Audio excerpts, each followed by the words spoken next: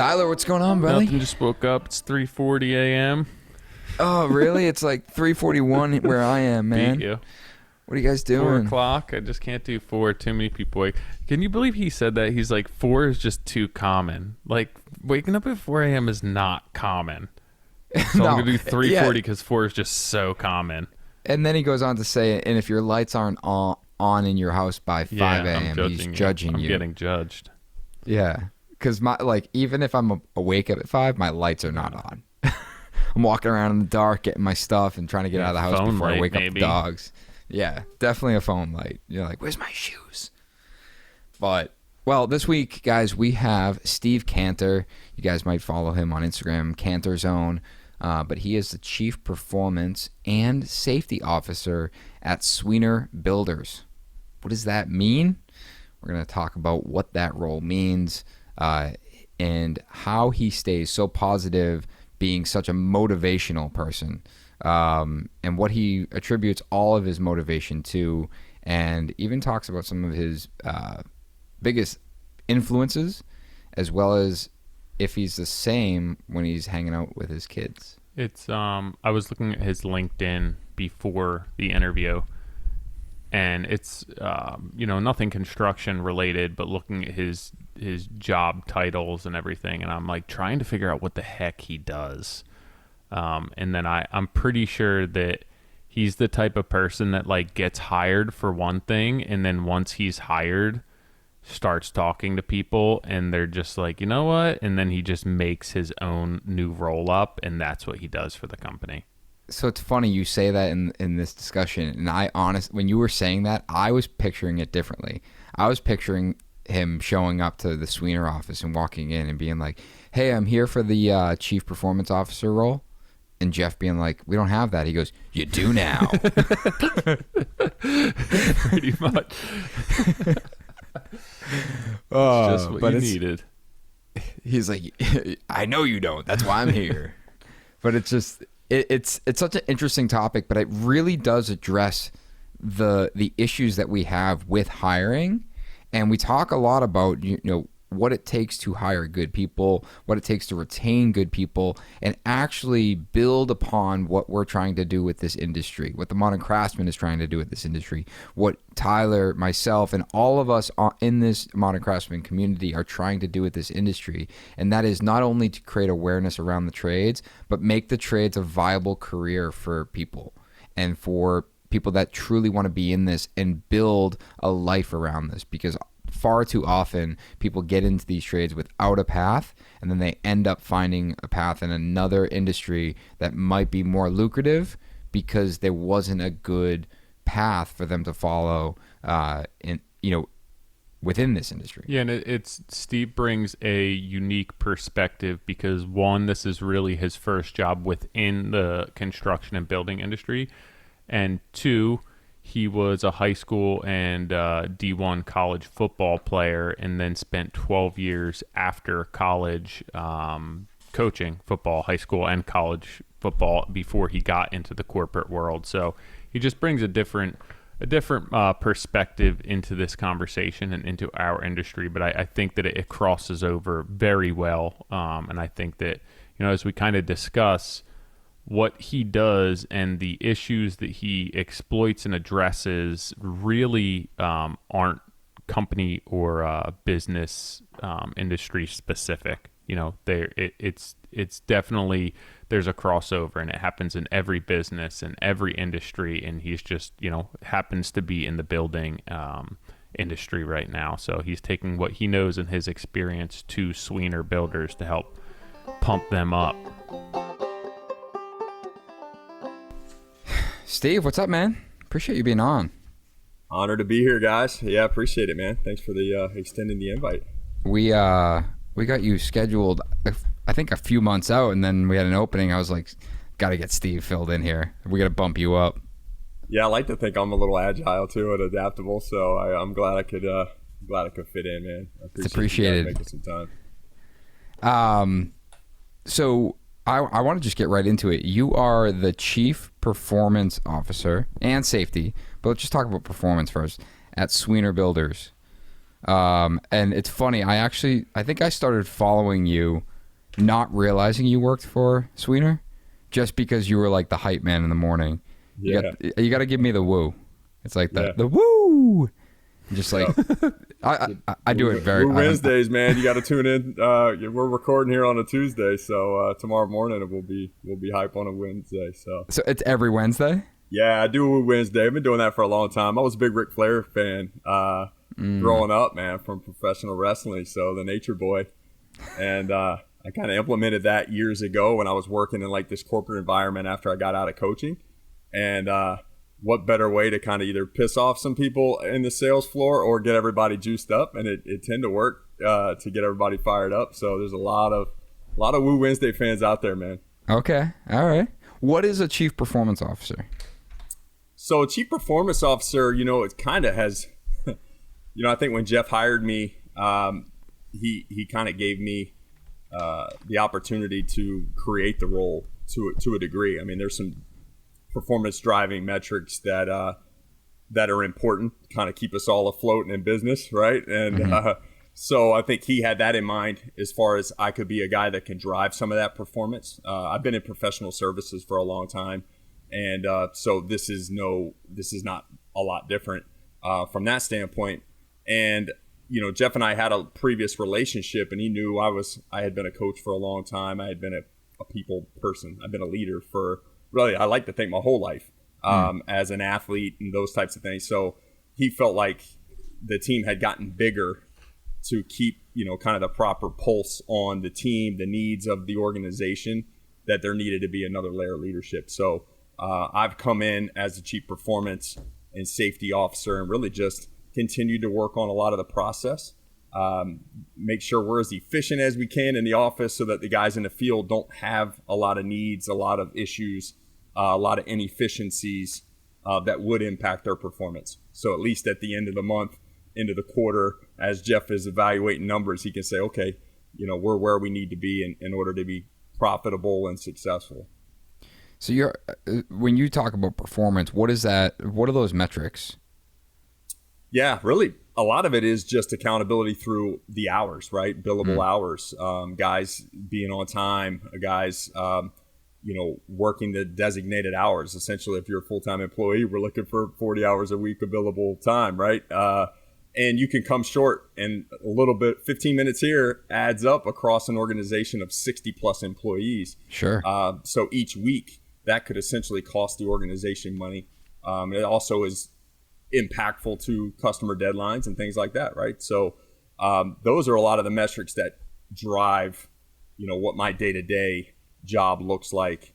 And then I'm really just another point of escalation. I think Jeff in the past had to deal with a lot of personnel questions, concerns, what have you. We've built a really good team here, and he's had a great team for a long time.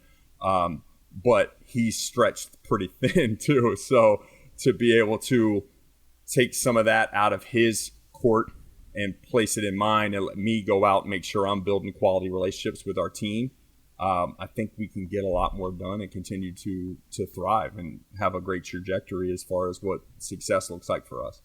How did you say that you knew Jeff before? I met Jeff years ago. We had a mutual friend. I was a football coach at University of Rhode Island. That's what brought me to Rhode Island. I'm originally from Virginia Beach, Virginia. Played football at Virginia Tech, and then I got into coaching. I spent 12 years on the sideline coaching football at various levels. And we got fired, which, I mean, every coach eventually gets fired. We got fired at University of Rhode Island, and my wife at the time, we were like, hey, we love this area, man. They're against it, Rhode Island, South Kingstown, what have you. So we decided to stay in the area. And so now my free gym membership at the University of Rhode Island was over. I had to go get one at a local gym, and I ended up I met Jeff.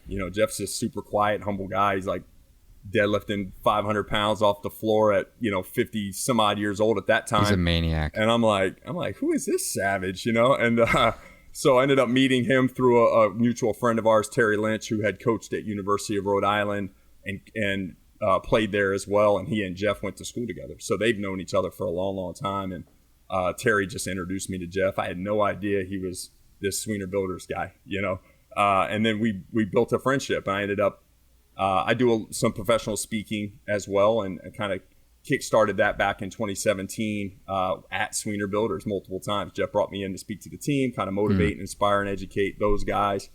And I always felt like I was this honorary member of the team anyway. I'd see guys around town. You know, it's not a huge area to begin with, so I'd be high-fiving guys in the grocery store that were Sweenor Builders guys. And so eventually we got big enough where Jeff kind of reached out to me back in February and said, hey, I've got a need now, man. I know we've talked a long time about you coming to work for me, and I think it's time. And everything lined up exactly how I felt like it should.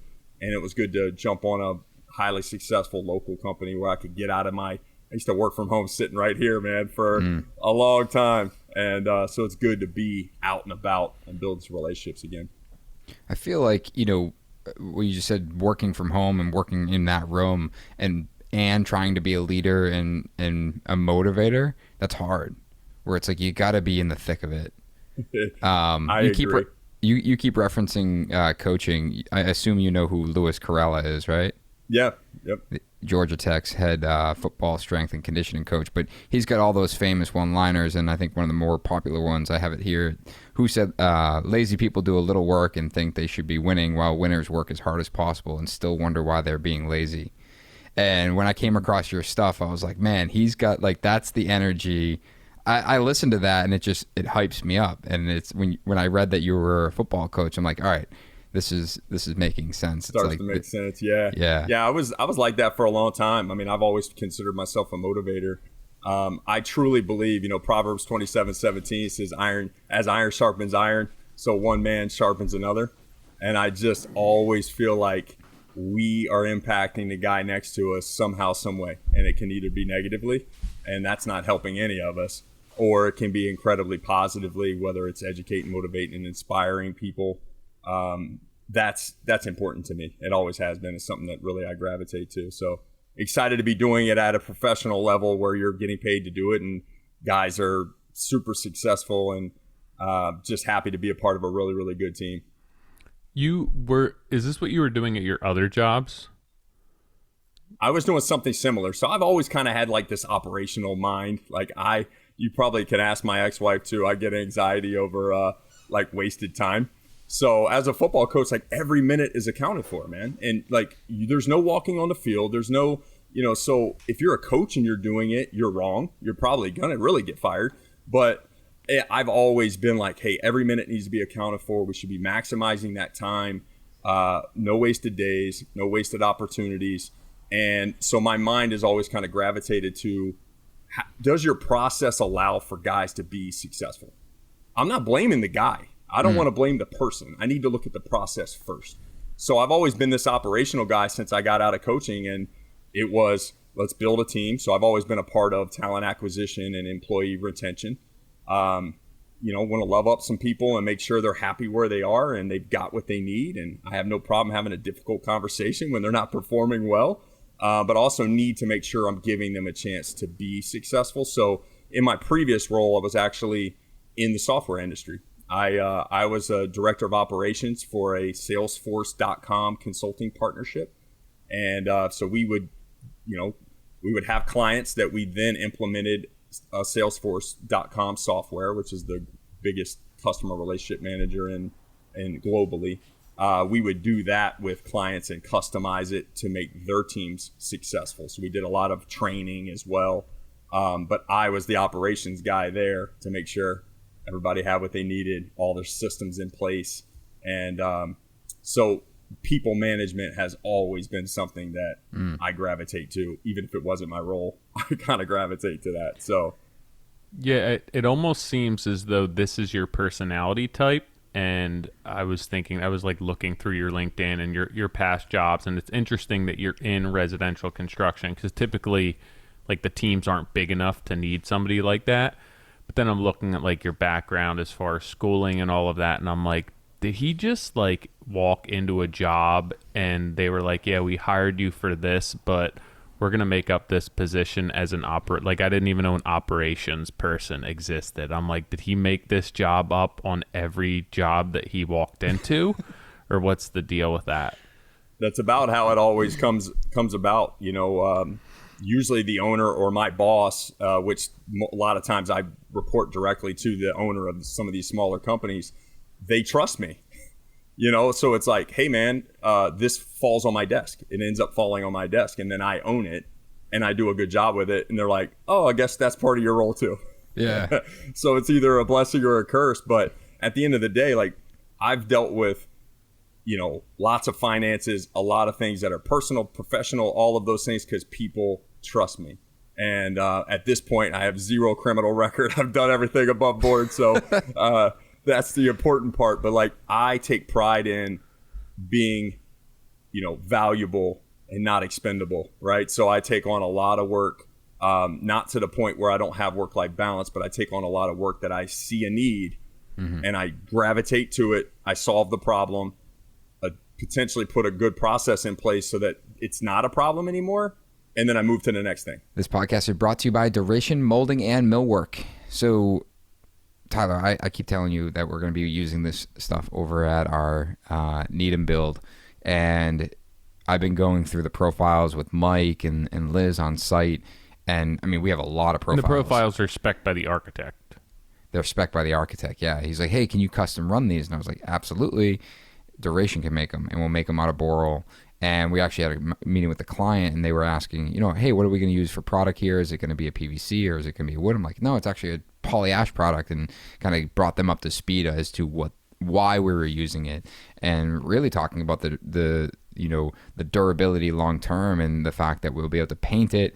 There's not only multiple profiles, but also multiple colors on it, and a lot of it gets painted really dark.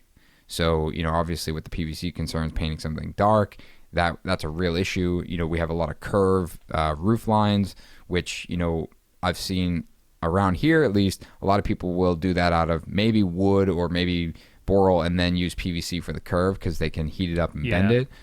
But Duration can make all that stuff, and we're going to get them all of these profiles spec'd out, and then do, we'll have a set of shop drawings done, and they'll actually ship all of this stuff in just a few weeks to us, all custom radius work for us. I'm not sure about you, but I just despise painting PVC because the whole point of it is supposed to be maintenance free, and now you're like, now you have to maintain it, and it's a real pain in the butt.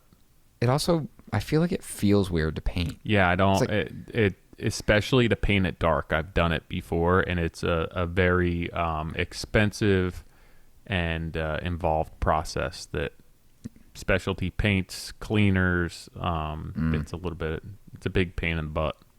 Pain in the butt. If you guys want to learn more, durationmillwork.com, and make sure you follow them on Instagram. This podcast is brought to you by Rockwool, a high-performance, fire-resistant, soundproofing stone wall insulation for your interior and your exterior walls. We have been using it in all of our projects. I know, Tyler, you primarily use it in interior renovation for sound control. Yep, and fire blocking. But we're, especially in our new builds, we're oftentimes avoiding foam entirely, on our projects. So working with the Rockwool team to make sure that when we're designing it, when we're framing it, we're making sure that we're taking into consideration the R values that these walls need. And they're also coming to the table with solutions that, we aren't always up to speed on, or new product innovation. And one of the reasons that they offer this feedback to us is because we're part of that R-Class program. And it's a premium partnership program for builders. And a community for those who take pride in their craft and are always looking to learn about better materials, installation techniques, but they're always there to work with us on our projects in the design phase, but also in the construction phase. And they've went as far as come out to our project to see the stuff being installed and make sure that we're doing it correctly. Yeah, I was speaking with somebody actually at a softball tournament this weekend, and they were insulating. They did like an energy retrofit, and they were talking about how they put foam boards against their foundation. And I really started digging into, my brain started running wild during the game. But like, there's a lot of advantages to sealing something with foam, but it's also very potentially dangerous to do so if you're trapping moisture. And with something like rock wool, obviously, like on your project, you buried it below grade, so moisture isn't going to be an issue. If you don't want it to be vapor open, you can get a hold of them and figure out a sort of product that's going to, be put wherever it needs to prevent that transmission of moisture, but also it can breathe if you need it to. And in this situation that he's telling me where he doesn't know what the exterior sealed with, and now he's sealing the interior with foam, and I'm like, what's going to happen to your top plate if none of that moisture can get out of there? So it's a good company with a good product, a ton of different options, and like you said with that R-Class program, they can help walk you through all of those details. And prevent what you're talking about, trapping moisture, and that's really where they have a whole technical team to work with that. So if you guys want to join that program, rockwool.com/rclass. This podcast is brought to you by Upstate Merch, quality focused screen printing, embroidery, and graphic design shop in Whitney Point, New York. You guys know them. They print all of our swag for the Modern Craftsman. They print our shirts for NS Builders, Materia Millwork. I think they print Tyler's t-shirts. Correct. Make them some hats. Dylan's been our go-to for a ton of our clothing and our swag. So if you guys are looking for embroidered hats, safety wear, polos, hoodies, you're looking for top quality garments to outfit your team, they have you covered. And they've been super flexible with us, where I'm super picky with clothes. So when I find something I like, I usually order 25 of them, and I call Dylan. I'm like, hey, there's going to be a box showing up with 25 hoodies that I found that I really like. Can you print on them? And he's always been more than willing to accommodate me and my team. So if you guys want to check them out, upstatemerch.com. And if you mention the Modern Craftsman podcast, you're actually going to receive 10% off your first order when you email them print@upstatemerch.com. Somebody actually just got a hold of me today and was like, hey, that stuff where you get your the place where you get your shirts printed, can I have their contact? And I was like, yo, email them and mention the podcast, and you'll get 10% off your first order too. I felt like a big shot. I was like, pulling my weight. I think, I don't know about Jeff, but I can speak for myself, where it's like you touched on having a difficult conversation. And I feel like a lot of people struggle with that, and a lot of owners I know struggle with that, where they need someone that is between them. And you when you first started explaining kind of what you're doing there, and you're talking about 15 minutes or 5 minutes, 10 minutes here, there, like, yeah, across 60 people, that's a lot. But how did you, before you even got to the point of having difficult conversations, you're a new guy at Sweenor. They've been introduced to you, but all of a sudden February comes along, you come in, and now you're checking in and making sure that everyone's showing up on time and not taking 5 minutes here and 5 minutes there. How are you setting the ground rules for just respect in that aspect? Like, how are you? I feel like this is like those ESPN commercials where you see the dude just tackle somebody in the hallway in the middle of work. Yeah. Get in class. Well, you know what? So from a leadership standpoint, I take great pride in the fact that I've studied leadership. I've been in leadership for a long time. I've probably screwed some things up as well, and I've done some things well. So I knew kind of coming in, like, first off, I don't have any construction background, man. Like, I haven't put nails in wood, like, ever. So at the same time, you're also looking for some credibility. Like, why is this guy here? What's going on? And then on top of that, like, by the time I met with guys, I was already Woo Wednesday and online, dude. Like, these guys are like, all right, he's fired up, so I guess we ought to be, or we should be questioning what his purpose is. But I started to right away. First, I knew a couple of the more veteran guys, and that helps. Right. Sure. Because those guys can kind of speak to my credibility, my personality, who I am. I have great intentions. They know I'm a performer. And so then I started just scheduling time and I kind of went from the top down, because I think problems start at the top and trickle down. So if you're putting water in a pipe, or bottom line is that water has to be able to go all the way through the pipe clean to come out clean. And so I said, hey, if the office is contaminated and it's blocked with a bad process, then how is anybody in the field going to be successful? And they're not.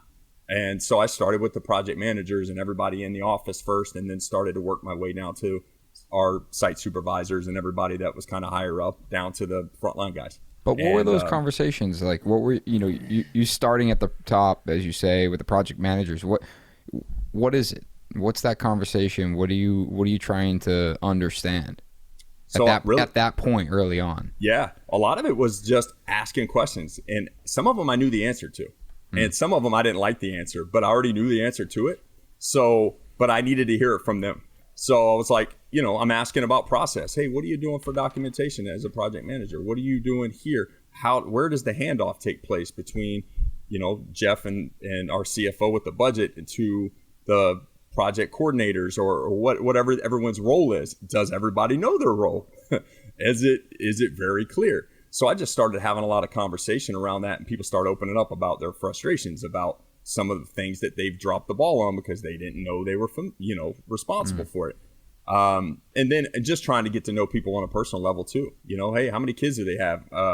What's their schedule look like? How often do they have to modify? Do they have split custody with their children? I mean, all these things that, bottom line is, personal life bleeds into professional life. So the more you know about folks, the more you can be lenient and understanding and supportive. And, so that's really my role, because if I'm supportive now, I know when I ask a guy to work on a Saturday and we were supportive at a time where that person needed to go get a new vehicle so they could see their child because they don't have a back seat in their other vehicle and they were going to miss time. If I do that, I can get a lot more out of that guy because he knows I care about him. And I think that's the important part. How much do you think of your job is addressing problems that are unique to each of these companies, or is it more that a lot of these issues kind of transcend different disciplines, where like these are issues that you're seeing within each and every company? It's just a little bit different because this is construction rather than software. You nailed it. It's everywhere. It's the same. It's essentially the same problem. It just has different materials or whatever it is. It's the same thing, because at the end of the day, we all have experienced growth at times where it wasn't responsible growth. We brought on too many people, or we didn't have the systems in place in order to grow, right?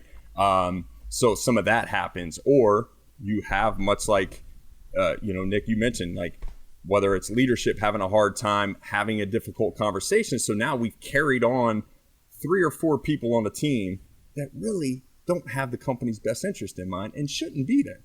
And it takes somebody to come in and say, hey man, I'm evaluating your performance, and these are the expectations for the next 90 days. And if you don't meet them, there's other places to work. And that's fair. At the end of the day, like, I'm super transparent in how I operate with folks. I want to give them as much feedback as often as possible so that everyone is on the same page. And most of the time, problems take care of themselves, whether they elevate their performance or they disappear.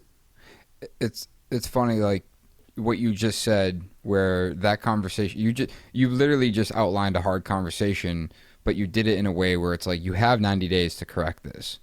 And it's, and that can be that standard reaction to it, where a lot of times people get fired on the spot, where it's like, you know what, man, I've been watching you for the last 90 days and you just continue to suck. So you're gone today. Where it's like, what if you had that conversation 90 days ago? Maybe they were having a hard time. Maybe there was something going on that you weren't aware of.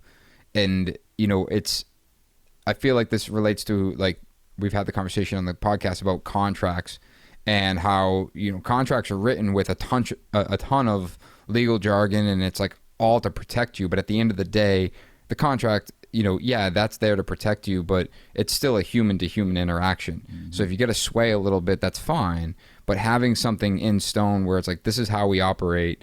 And like you said, having your, a procedure to follow, like this is what you're putting in place. It's like when you have to have that conversation, you're outlining the next steps. And like you said, the problem is resolving itself.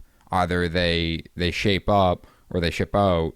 And if they're shipping out, they're probably shipping out faster than that 90 days, because they're probably pretty self-aware with the fact that, you know what, I'm not going to be any better because I don't want to be. Yeah. When you're dogging it, you're dogging it. Yeah. At the end of the day. And that my role and my job and really what I'm passionate about is finding out why they're dogging it.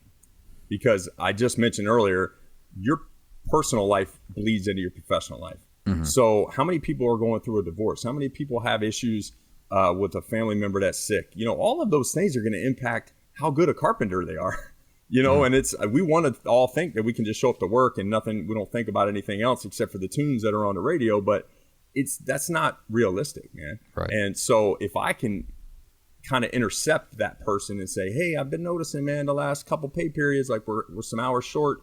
What's going on? Are you good? And check in. Those frequent check-ins can really either light a fire under somebody, or they say, man, these guys actually care about me. And you know what? I should come clean about some things I'm struggling with. And maybe we could put a plan in place to get me better in 90 days so I can actually be an asset here versus a major drag. Did you ever read that book, The Dream Manager? No. You got to read it. It's exactly what you're describing. And the book is, in summary, basically this company, it was a janitorial company. And while they were growing, their turnover rate was astronomical. And they couldn't figure out why. And, they go on to basically, like, this guy made up this role called the Dream Manager. Mm-hmm. And they brought him in, and he sat down with every single person on a regular basis, almost like a therapy session. Mm-hmm. It was like, what's going on? What's your goals? What are your goals in life? What's home life like? And started, like you said, caring about the individual. And it got to a point where I think they went on to, like, actually train people, and, like, they implemented this into these companies. But it's exactly that. Like, you started, there was this person, and that was their only role, was to understand who they were and what they wanted in life. They want to buy a house? Then let's figure out how to help you buy a house. Not giving you money, but let's maybe, like, we help set you up with a wealth manager, or maybe we help figure out, like, what, a realtor that can help you within the budget, whatever it is. Like, they were actually sitting down, understanding what made sense to them. Hey, I've never taken a vacation with my family. Hey, let's figure out how to make you get a vacation. Let's put X amount of dollars in a different bank account for you so you can take your kids away for, a holiday. And it's what you're explaining here is, it's funny where it's performance oriented. You're talking about performance and how it impacts the company, which, from Jeff's perspective, right, or Sweenor Builders' perspective, that's important. It helps the profitability of the company. But you almost flip that when it's like the moment you're out of the office or you're sitting down one-on-one, you're now looking for the best interest of that individual, because the residual, or the side effect to that is if they're being treated well, they're going to help treat this company well. Yeah, that does the best recruiting for us as well, right? I mean, when you've got happy employees, guys that are healthy, they're happy, they work. You didn't hire them on accident, and guys don't become bad overnight. It just doesn't happen that way. And I used to talk about that all the time when I recruited for football. Like, we said yes to a guy, we brought him in. Now we have to give them the resources and support in order to help them reach their absolute best potential. I want somebody to do that for me. So why wouldn't I do that for every single person that we bring here and say that this is a career? We have to let them know what step 2 looks like, step 3. As they remain in step 1, we got to put a plan in place to get them to where they think they have an exit strategy at age 65 or whatever it is, when they don't want to haul lumber anymore. And I think that's one of the biggest issues with this industry is there really isn't an understanding on how you grow. How do I, what makes me an apprentice? How do I become a carpenter? What's the pay scale of a carpenter? Oh, I can make this much money as a lead carpenter. Well, okay, what are the steps I need to do in order for me to get to that lead carpenter status, or a super, and so on and so on. But the fact of the matter is, most of these companies are operated in the sense of, we're assigning these roles to people with little structure.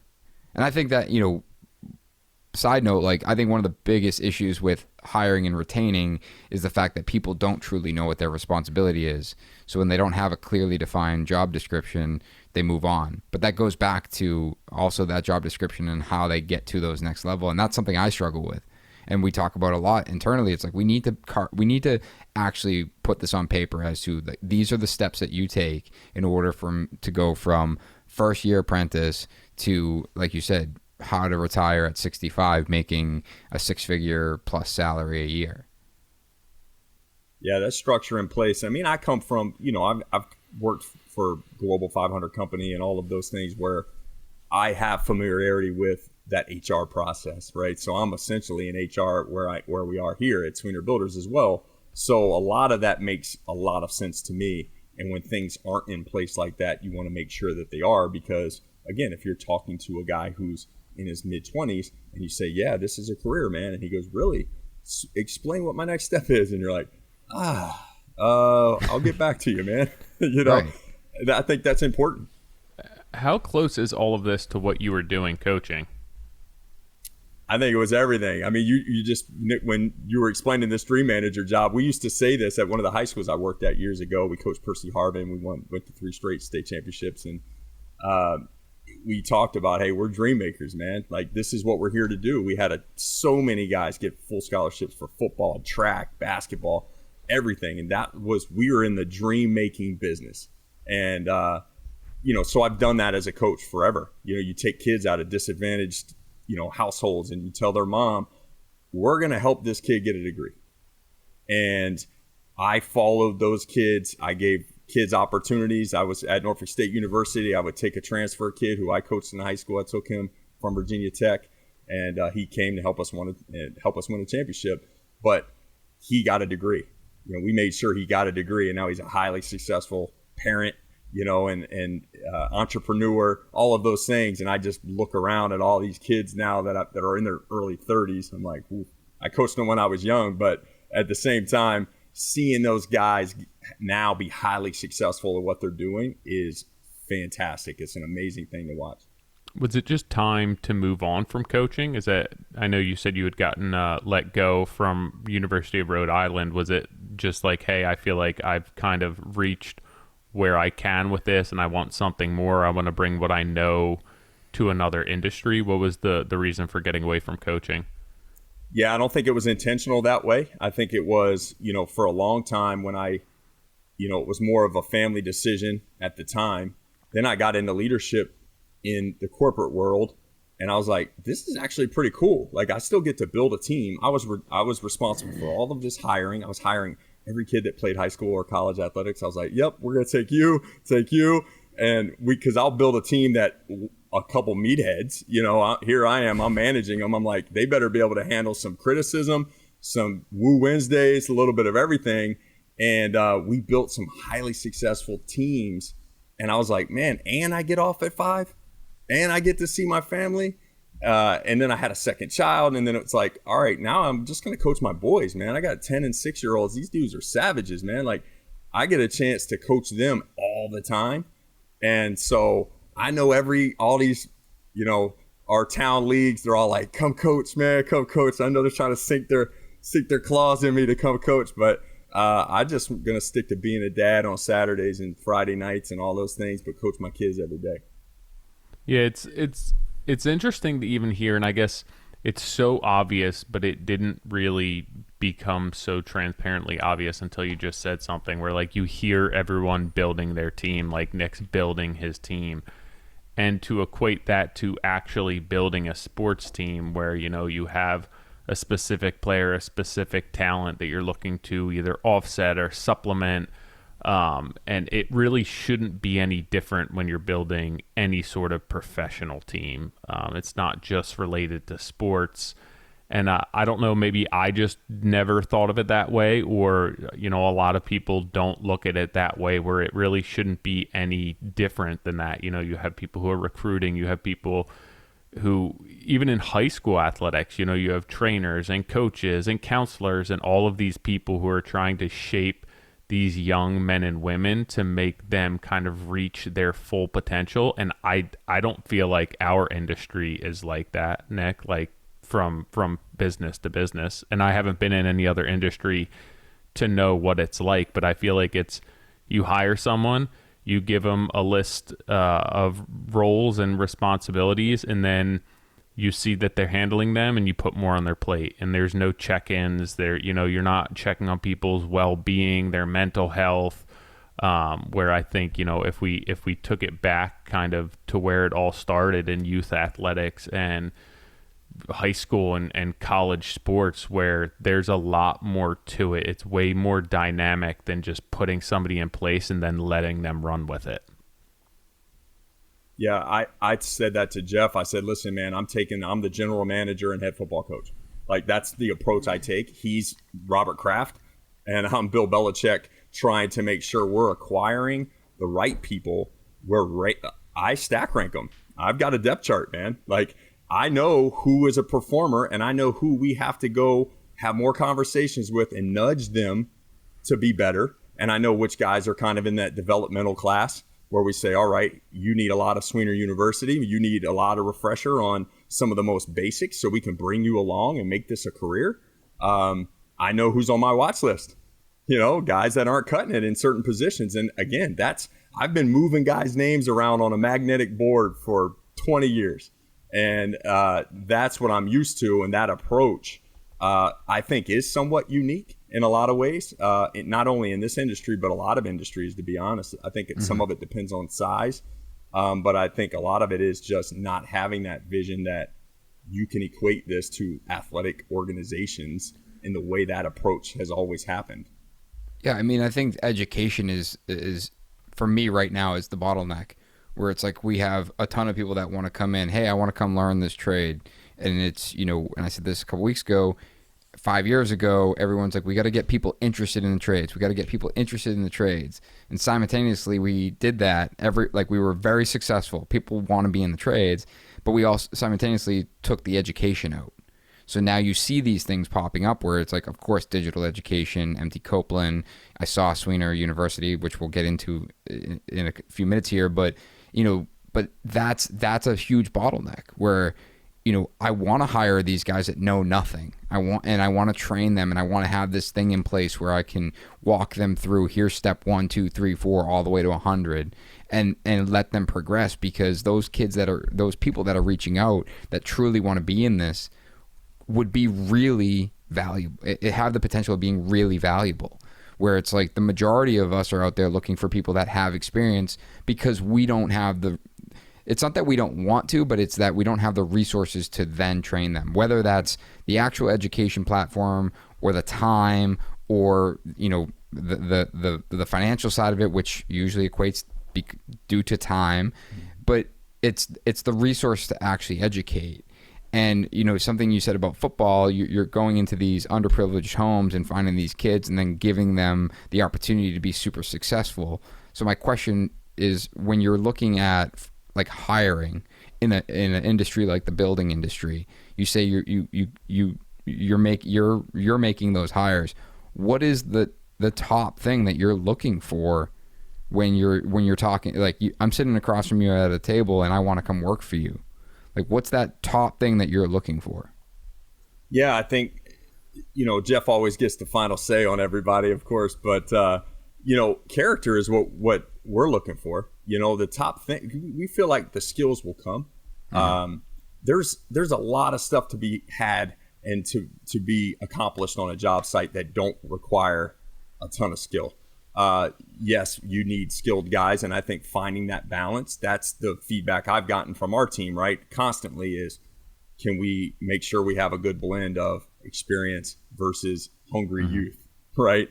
And we're always trying to find that balance. And I think we've landed on some really, really good all-stars lately, and that's been fantastic. And I think that will help us continue to catapult us forward. But it is important to have that hungry youth that says, okay, they have good character. That means they have a work ethic. They are going to show up on time, and they're also going to treat people with respect and have a collaborative type mindset that our older guys and more experienced guys have no problem leading them along because they're moldable. They have great character. They're ready to learn versus pushing back, being the guy that's always on his phone, whatever it is. And these more experienced guys get a little less patient at that point. And then, of course, we have our Sweenor University initiative where we can kind of take control of that and put them in a better environment to continue the education. And that's something that, is incredibly important to us. But when I reach out to these school districts that all have this construction technology curriculum, and I build our partnership and say, hey, put our logo everywhere you can put it, and say we're a partner of your district, I'm still going to go to all the kids in that school that didn't go through that program and still sell it to them. Because just because the kid went through 4 years of construction technology doesn't mean the other guy that didn't isn't better fit to actually be out there on the job site and make it a career. So I want to talk to all the athletes. I want to talk to some of those other kids that are walking the halls that maybe don't have a plan, and because no one's worked with them to help them get a plan. They don't have it at home. They didn't have it in school, whatever it was. And now they're interested in making it a career. They've seen us on Instagram. They've seen us other places, like, oh, this is intriguing. And then I'm sitting in front of them with good energy and a positive vibe about, hey, man, this is what you can do with your life. Let's go. Let's give it a go, and give them an opportunity to kind of at least jump in. It's so neat to think of it kind of from this perspective as well, when you're trying to put all of these pieces in place. And as Nick, you're asking, what are you looking for in an employee? And I'm taking some notes, and I guess I'm for the first time relating this back to, even if it's your kid's sports team where like they don't have experience, or you're looking to recruit for a college team, like you're trying to find somebody who's passionate, somebody who's coachable, somebody, obviously like a skill set is amazing to have, but then you also have to consider the amazing player who's just like poisonous to the rest of the team, where it's like you are incredible at what you do, but like you're bringing the rest of the team down. And I mean, even thinking of it, with my kids playing softball, and it's like, you're looking to build this team. Do you want somebody who's consistent all the time, or do you want somebody who's amazing 1 out of every 10 games? Where there's just so much to consider, but it's almost like if you just equate it to something that's a lot simpler when you're building these teams and looking for these people, there's a lot of very hardworking, coachable kids out there that would be an amazing fit for any residential or commercial construction company, but they probably are getting overlooked because there's other people out there who appear at first glance to fit that bill a little better with experience or talent, where it's like you kind of have to consider a little bit more than that. Attitude and effort, man. Those are two things that you can control. And I tell my kids that every day. I tell our team that you control your attitude and your effort. So at the end of the day, we can take you as someone who has a great attitude and is going to have fantastic effort, and we can bring them along from a skill standpoint. And there might be a ceiling at some point. I get it. Mm-hmm. We've got some incredibly talented guys who just get it, right? And that's something that they were probably born to do. And then there's a lot of guys that are just middle of the road, but they're going to show up every day. They're going to always put the 40 in. They're going to work overtime when they need to. They're going to love the trade. They're going to wear that shirt at the grocery store with the sleeves cut off, and they're all fired up about it, man. And they can't wait to get the next hat that we're going to give them. And they're excited to be a part of the team. And they're also passionate about teaching the next guy the trade because it's been so good to them. And I think that's what I've always been so impressed with Jeff's guys. These Sweenor Builder guys and gals here in our company and organization is they're passionate about doing the job, and they love teaching other guys the job. And that's awesome. Do you feel that that's a lot different than the other businesses and companies you've worked for, as far as it's your first real experience working with a construction company? You said that you didn't have any construction experience. Like these young men and women who are coming to work for Sweenor Builders, do you feel as though, like, how do they stack up to these other prospects that you've had at other companies? What's in it for me? That's a lot of the attitude that I've seen in the past. I mean, Don't get me wrong. I've worked at some places where we had great collaboration amongst a good group of people too. But at the same time, I've also been asked many, many times, what's in it for me? What am I getting out of this? When you want them to kind of extend this olive branch of, hey, man, can you teach them that bit of knowledge that's going to help the organization grow? There's a lot of selfish, just we're all a little bit self-centered to a degree, right?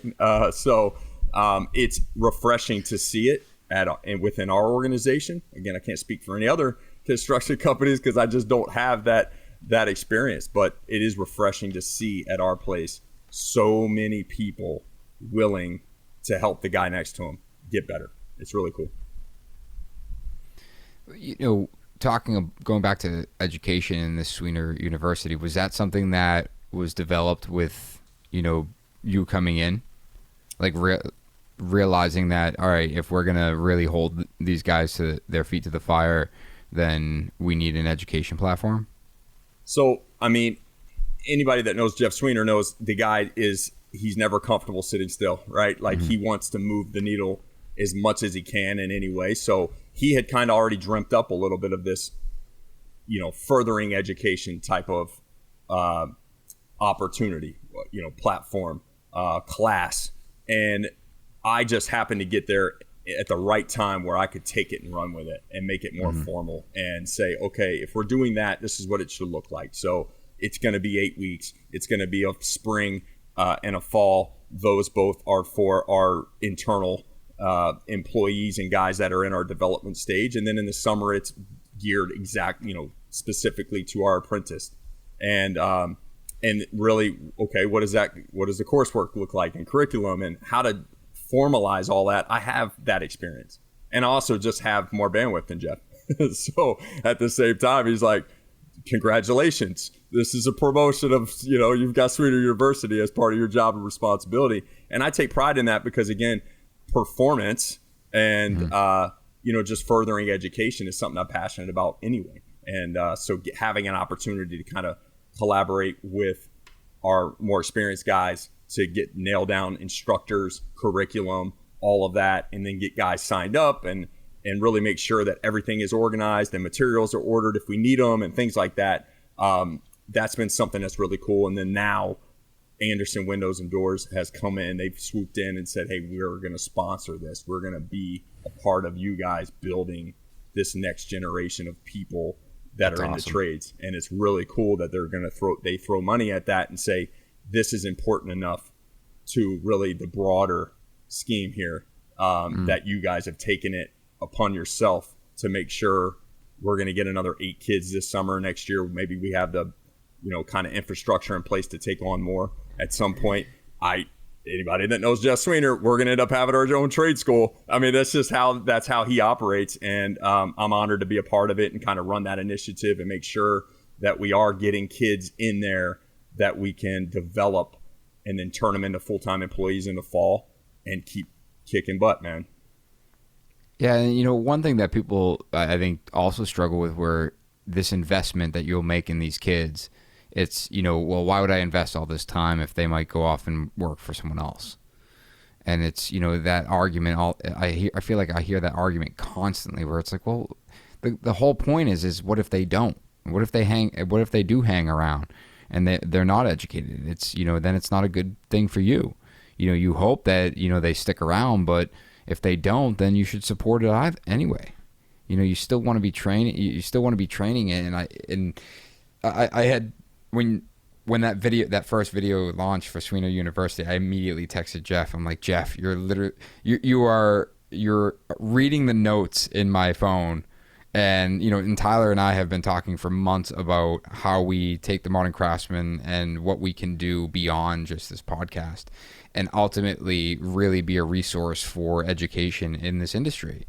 And I had seen that video. I'm like, there he is, right in front of me, right in front of me, right in front of Tyler, right in front of like everyone putting these things together. And but it's awesome. And it's like, it's exactly what it's not going to be just one person. And, to pioneer that and do it internally for Sweenor is just going to evolve. And like you said, ultimately being, the Sweenor Trade School or whatever that might turn into, and whatever that looks like, it's refreshing. Because going back to the earlier on conversation, that's the biggest struggle is education and actually outlining the map in which someone can enter the trade and actually make a career out of it. Yeah. I mean, sorry, Tyler, go ahead. I'm sorry. I just think, Nick, you kind of had alluded to what if you do this and then they go somewhere else? And I also just kind of think that if you have the means and the infrastructure in place to help these young kids, that obviously you don't want to just be training people to go elsewhere, but like you're giving people an opportunity to better themselves, to grow. It's going to help our industry as a whole. And I think that no matter what way you slice it, that's a good thing. To have the ability to give people an opportunity to be the best version of themselves, you can't make light of that in all of this. Yeah, that famous quote from Richard Branson of Virgin Records says the same thing. He says, what if we train them and they leave? And he says, what if you don't train them and they stay? Yeah, right? Like, right. Are they even getting better? I mean, that's the danger that is there as well. That's the risk that you have, is that we have a bunch of stagnant people that aren't actually progressing in their career and in their skills. And then are we actually the best custom home builder in New England and in the country and wherever? Like, can we get there with just the same people we have? Because eventually those guys retire. Those guys move on. We have to have a farm system. And that's our goal, is to establish a farm system of people that are then continuing to grow. Right now, we've got some guys in single A. We got to get them up to double A and then triple A and then move them to the big leagues. And that's our mindset at this point. And again, that's kind of that general manager mentality. But I know, Jeff was trying to tackle the labor shortage issue way before me, right? Before I got here. I'm just part of this, what we would consider a solution, which is offer someone who may have never thought about the trades, offer them an opportunity to come in, get a nice full day's work. We're busy enough. These guys can work, right? Like they could have a lot of side jobs and go work at Wendy's, and they're going to get limited to 25 hours or whatever it may be. We've got plenty of work for you, man. Come here. We'll train you. We'll teach you how to do something that is fantastic. It's a skill that you can, use for the rest of your life. And you also get to build really cool houses on the water. Like, come do this, man. I'll show you the view that we get to see every day. It's a pretty cool place to set up shop. Yeah, I feel like I wish I had an opportunity like that when I was uncertain of what I wanted to do. Where it's like, not even if you're sure that you want to go that route, but just being given an opportunity like that or something like that to come across your plate and be like, hey, maybe this is something that could work out for me. With a good builder, a builder who's going to be able to offer you competitive pay, teach you, train you, offer you benefits. That's not that typical in our industry either. So on that point, Tyler, like, Steve, how do we do something like this, or how does someone do something like this with a smaller company? You're talking about Sweenor being 60 people, and what about the guys that are listening that are 5 and under, or they're at 5 and they're trying to scale to 10, where it's, well, I can't afford to hire a chief performance officer. And you could probably argue that you can't afford not to hire me, but the fact of the matter is, I think about, when before you, Jeff was trying to do this, and yes, I can understand he's spread thin, and he's probably realizing how much of an impact he's making right now and how quickly, because he has someone like you in a dedicated role. But what are some of the tactical things that someone could do in effort, to make the effort to build this type of culture in a smaller company? Yeah, I mean, even just speaking specifically to Sweenor University real quick, I'll tackle that part, that maybe a smaller company that wants to implement. There's school districts in your area that are dying for a partnership with companies. What do you mean a partnership? What's that? What do you mean a partnership? They want to, so a lot of these CTE, the career technology education programs, they require work-based learning hours for you to graduate. So they need they need partners where they can send these kids to get work-based learning hours, right? So they're every year they're looking for new partners and they're looking to add folks. And so a lot of the school districts near us were like chomping at the bit to get an opportunity to have their kids work with us in that way, to acquire some work-based learning hours. And And is it just one of those things where both sides are just nervous to reach out to each other? Where it's like the school's nervous to reach out to the builders and the builders are nervous to reach out to the school? I think it always takes one person to own it, right? And it's like, again, Jeff's name and the Sweenor Builder name around our area amongst all of these districts is incredibly, well thought of, right? So the minute Sweenor Builders email comes across, somebody's like, whoa, what's going on? Okay, this sounds great. Well, again, Jeff Sweenor or anyone within our organization, they lack the bandwidth at some point to say, we're going to run with this, because if I establish a partnership, what is now going to be required of me, right? And I think some of the districts in the same thing. Maybe they are a little short-sighted and maybe no one owns it at the school level. I know a lot of those CTE programs, they have the CTE director, and that person's also a teacher and also an administrator or has a lot of different roles. So I do think there maybe is just a little bit of hesitation on both sides to say, all right, I'm going to reach out and establish this line of communication that really they don't hold us to anything, right? There's nothing there that says you have to have this many guys come over to your, there's nothing that's a demand. There's no contract in place. At the end of the day, they know they can count on us to at least inquire about their students and vet them out for opportunities and give them a chance to come over and be a part of some work-based learning hours. And that's a win-win for the district and the students, and as well as us, obviously, once we establish kind of that infrastructure for this farm system. From a student perspective, are you, I guess maybe this isn't the right word, but more lenient on that side, in the sense like these kids are young, they're, to judge the character at that age may be more difficult than, say, someone that's out of school? So, or is that more of like, hey, let's see how many kids we can get interested and bring them in, and we'll work really quickly with them on site to understand if they can actually provide value here? Yeah, I don't think you can hold the 18-year-old to the same standard you're holding the 40-year-old to. Many of them don't have any work experience, or they worked for a family business, or they did something where maybe the expectation wasn't as high as, a custom home builder that's, very high quality. So I think it's setting expectations. One, that's the key to me. I think everybody needs to know what am I expected to do? What can I not do? What are the guardrails there that you're providing me? And then say, hey, I'm going to help you get there as long as your attitude and your effort's fantastic. I'll help you get there. And you're going to stumble. We understand that. You're going to call out. You're going to miss a day. You know why? You want to go to Block Island or wherever on Friday. I get it.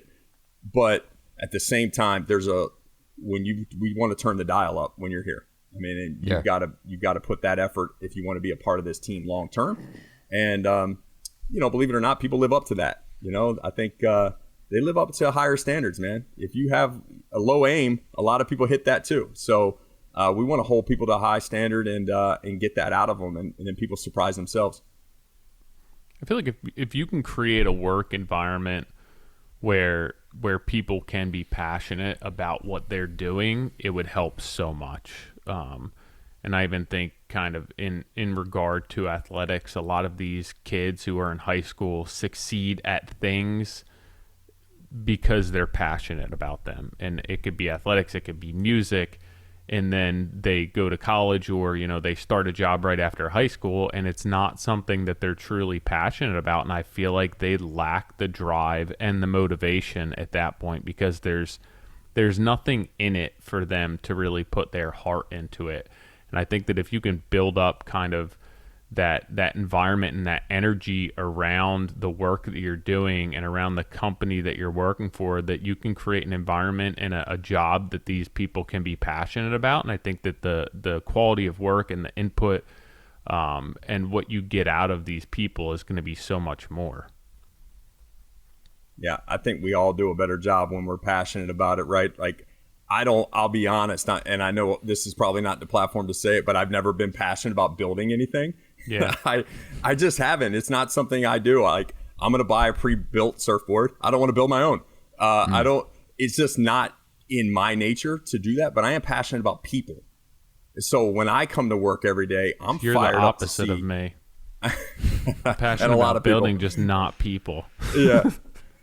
So I'm passionate about, how many people can I capture today? I want to capture the hearts and minds of folks on our team. How many of them can I reach today to help elevate their performance? It might not happen overnight, but how many of them can I make feel a little bit better about where they are in their career, what they have to offer this team? That's my goal every single day when I walk into the office. And I think guys that are super passionate about building, I want to make sure if they're a finished guy, I don't want them having to do a bunch of work that they are not passionate about anymore. If you've earned your stripes, man, like I want to build these small little teams of guys that are their niche, right? They're Delta Force. We bring you in, you swoop in, and you get us to the finish line because you love that work. And I don't want you doing a bunch of stuff you're not passionate about. I know there's lulls in the work, and there's times where you got to go out there and do a little something that you aren't passionate about. But at the same time, I agree with you, Tyler, man. If you can get guys that are passionate about it, give and clear the runway for them, giving them opportunity, that you can get so much out of people. And we're not giving up on anybody quickly. We want to let them continue to grow within the structure as long as they're not a huge liability and they're not putting anybody else at risk. Do you find that there's a big disparity between kind of the techniques that you have to employ when dealing with these younger men and women versus people who have been doing this, for 20, 30 years? Completely different conversation. Completely different. Yeah. I love crusty old veterans, man. I love them, but at the same time, they got all the answers. There's a lot of that. And I'm quick to show respect for guys that at the same time, if you got a great reputation, not even just with our company, but what you've done in this trade, and you've come over to our organization, like, hey man, I salute you. You've done a great job. I'm not going to speak to you like you're some newbie. And I'm treating everybody with respect, but at the same time, I approach those conversations differently than I do the 28-year-old who kind of thinks he has all the answers. And I'm like, you see this guy over here, like he's working circles around you, man. You're the guy that's always on a 3-day weekend. So I think it's a completely different conversation. And I very much have my pulse on that because it makes complete sense. Because again, you treat your veteran Hall of Fame quarterback very different than you treat your rookie wide receiver. It's not the same.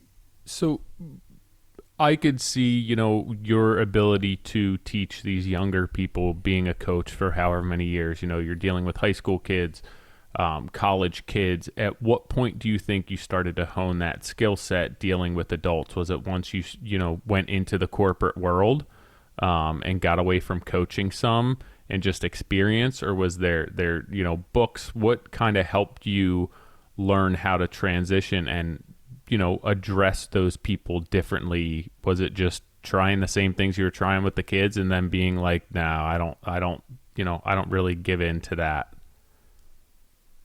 Yeah, adult problems are usually completely different than some of the young folk problems, right? Like these 18-year-olds, most of them don't have children. They don't have daycare issues. They don't have an ex-wife or a current wife or whatever. They don't have those problems, man. So I think the conversation's more about, you're saying you want to get better, yet you slept until 6. Like that's not getting better. So I think a lot of those are surface level conversations about habits and about, don't talk about it, be about it. Like, you're telling me how good you want to be, and bottom line is the sun is up and you're still asleep. You're not trying to be great. When you start talking to more of the adults and the folks with real adult problems that pay a lot of bills and have an exit strategy in another 10 years or what have you, I think the conversation is a little deeper. It's, hey, how can I support you while your mom is dealing with dementia?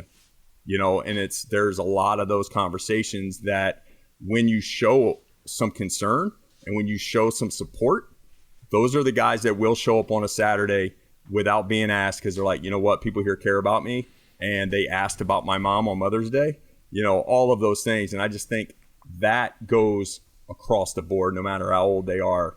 But I do think you get those deeper conversations with people that are a little bit older because, more age, more problems. Yeah. So Yeah. What about the people who don't want to be great? You just literally I was going to ask. Sorry. How important is it for everyone to be great? So I use, in my mind, I've always used this 10-80-10 principle. Every team dynamic, there's 10-80-10. 10% guys are elite. They're great. You've got a bunch of 80% guys in the middle. And then you have 10% guys that you probably should have fired 2 weeks ago. They're the guys that you probably spend the most time on, right? They're a drag. At the same time, they're constantly having an issue that you have to go resolve, and they're at the bottom. They may be talented. Tyler, you mentioned this earlier about the toxic guy that's on your team. That's an all-star, right? So these team dynamics, I've always used these when I was a coach, and I say the way to get a guy out of the 10%, the bottom 10, is why don't you give him some ownership of some stuff that maybe is not business critical? So we used to say, hey, let's let them, maybe there's a couple of them, let's let them pick the uniform combination this week for the game. They're going to get to pick the color, the combination, and all that. It's not business critical. It's not going to help us win or lose. But then they say, coach is giving me some ownership. So now you can start to try to bring them along into that middle 80. The middle 80 is the most important because they can be swayed one or the other, one way or the other. So as I just mentioned earlier, I go to work thinking I want to pull some 80%ers into the top 10%. I want to do that every day. And that's my goal, is to pull a couple more 80%ers up into the top 10. And if you can then have a top 20%, then your team, I think you're thriving. But realistically, there's a middle 80 at the same time. I've never been great at anything, man. I don't think I've ever finished first. And so at the same time, maybe I'm a middle 80. I don't know. But, at the same time, I know that not everybody wants to be great. And but if you can get the most out of them, then I think you're onto something. You chip away at it, keep swinging your hammer every single day at that rock. It eventually cracks. And that's as far as I know that a lot of what you speak to, and a lot of your focus is on motivation, and motivating people. And not that I'm of this mindset, but there is an argument that says, you don't have the ability to motivate other people, that's like an intrinsic value, and people have to motivate themselves. If you've been around somebody who does motivate you, I think that you believe otherwise, where, you get around people who are better than you, or people who work really hard or lead by example. And I think that just rubs off on you. But what do you think is the most important thing as a leader to help motivate your team and kind of bring those other people up into that 20%? Yeah, lead from the front, right? Like, that's, to me, if I can get on Instagram every single day and rah-rah everybody, but at the same time, if those guys don't think I'm working and they're like, where is that guy? When they call me, I don't answer, I don't call back, I don't do all the things that I say I'm going to do to help support those guys and to be a layer of leadership that's actually bringing support to the organization, then they're going to call my bluff on that. And so to me, the number one thing in the world that we can do to kind of bring people along is lead from the front. And people follow you. Me standing behind a bunch of people with, pointing fingers and saying, go, it doesn't have as much of an impact as it is when I'm in the front and I say, let's go. And I'm the first guy up the hill. And I think that's important, and I look at a lot of old military stuff, and I look at a lot of high performing organizations. That's where I get a lot of my inspiration of how to lead people correctly and how to lead people to be great. And the number one thing I've always found is, man, I don't ask anyone to do something that I'm not willing to do. I've been on the job site multiple times this year getting billable hours, man. If we had a bunch of LVLs that had to get lifted, they called me in. So, I don't have a problem going to getting my hands dirty, and I think that builds credibility as well. Those guys know that when digging needs to be done or something that doesn't require a lot of skill, I don't mind jumping in, man. Steve's doing it. Yeah, I don't mind jumping in. And so regardless of title and responsibility and anything else, I'm willing to get out there and get my hands dirty, and I think that goes a long way with guys. I hate when you do that, and then somebody tries to argue that, like, you're the owner of the company, or you're you're this paid position that's X amount higher than a laborer, and your time should be better spent. And I'm like, it's not about the out, like it's not a trade-off of the hours there. Like, you're setting the tone, you're leading by example, and whatever little bit of money you may have lost by, pulling away from your duties and your responsibilities for the overall health of that company, it's immeasurable. It's funny you say about digging. This past Monday, or last Friday actually, one of our projects that my super is texting that the internal team and saying, hey, I'm trying to get this thing dug. Like, we got to get this thing dug so I can get the HVAC pads in, and it's holding it up, and the site guy's not going to be back for a couple of weeks. And I'm like, what is it? And he's like, it's 12 inches deep, like 15 feet long. I'm like, I'll be there Monday. Just have a shovel on site. He's like, no. Now you're making me feel bad. I'm like, I'm not trying to make you feel bad. Like, this isn't about you. Like, you should be doing it. I'm not saying that at all. I just know that I have the energy. I'll be there Monday anyway. Just have the shovel. And I show up Monday. I'm like, where is it? Like, I put my boots on. I had my dirty. I was pumped. Yeah, like, I was like, finally up, something that could just like beat my body up, not my mind. And he goes, I didn't bring it. I'm like, why? He goes, I just knew that wasn't what you should be doing. I'm like, no, I wanted to do it, man. And he's like, I know, but you know what? I thought about it, and it's not mission critical. I'm like, okay, all right. If it's not mission critical, that's fine, because otherwise I'm going to buy a shovel down the street and coming back. But the lead from the front mentality is so important. And you said something where it's like, I would never ask someone to do something without that I wouldn't do myself. It's really easy to say that, but it's not always. Like, just saying it doesn't do anything. It's the actual act of doing it. It's getting on site, lifting up those LVLs and being a workhorse and just getting shit done, right? Where, my team, I've seen it before. Mike, he's been with me the longest, and I remember showing up on a job site and they made a huge mistake. And he was, beside himself. His brain was just toast. It was the wine cellar. I'll just tell that, it was the wine cellar that we sunk in the floor, 6-figure wine cellar, $15,000 piece of glass, cemented in at the wrong elevation. And he's sitting there, and it's just, I can see his brain just like melting. He's like, I don't know how I messed this up. I don't know what to do. I'm like, let's get a chipping gun. He's like, what if it breaks? I'm like, what if it doesn't? And I remember I just took that chipping gun, and him and I just busted the thing out, lifted the door up, and set it at the new elevation. And it was like, yeah, that's how you instill the confidence in this team. And when you're working alongside them, it's more important than I think people realize. Where it's like, it's not about title, and it's the whole hierarchy thing I struggle with, where it's like, oh, well, that role is above this role. It's like, it's not really above in the hierarchy or the organizational chart. Sure. Like, that's the reporting chart, but that doesn't mean that person is necessarily paid more or more important. It's just in the organization of that company, that's the realm of which they have to work. Yeah, there's got to be a decision structure, right? Like a decision-making structure. That's a great way to put it. And so my goal always has been, and since I've gotten here, I say, hey, Jeff, your time is valuable. You're being pulled a million different ways. He loves email notifications. I'm like, dude, you should turn all of those off. No. But, it's all about decentralizing command, right? We got to decentralize command. I want to make sure that everybody on that job site is empowered to make a decision.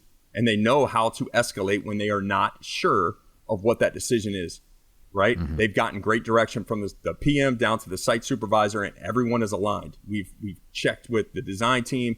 Everybody knows what the new plans look like, and everyone's on the same page. And at the end of the day, the lead carpenter says, I'm making a decision here on this. Like, I know what this is supposed to do, and I can make that happen. And we've empowered them to do it. And I don't need to call Jeff Sweenor now and say, he's the boss, so I better ask if we can put this nail here. Like, are you kidding me? So we have to be more agile. We have to be a decentralized command. We're stretched across 15 job sites. Jeff doesn't need to make every decision.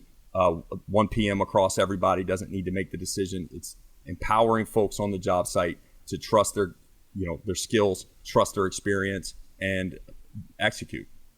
Yeah. I always say to the team, it's, I forget who said it, but the best decision make is obviously the right one, and the second best is the wrong one. And the worst decision you can make is none.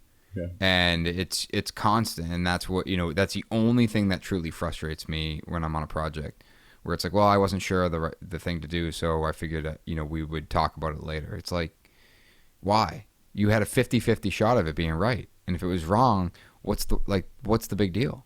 If it's wrong, there's probably a 50-50 shot that A, we can leave it will work, or B, we rip it out and do it again.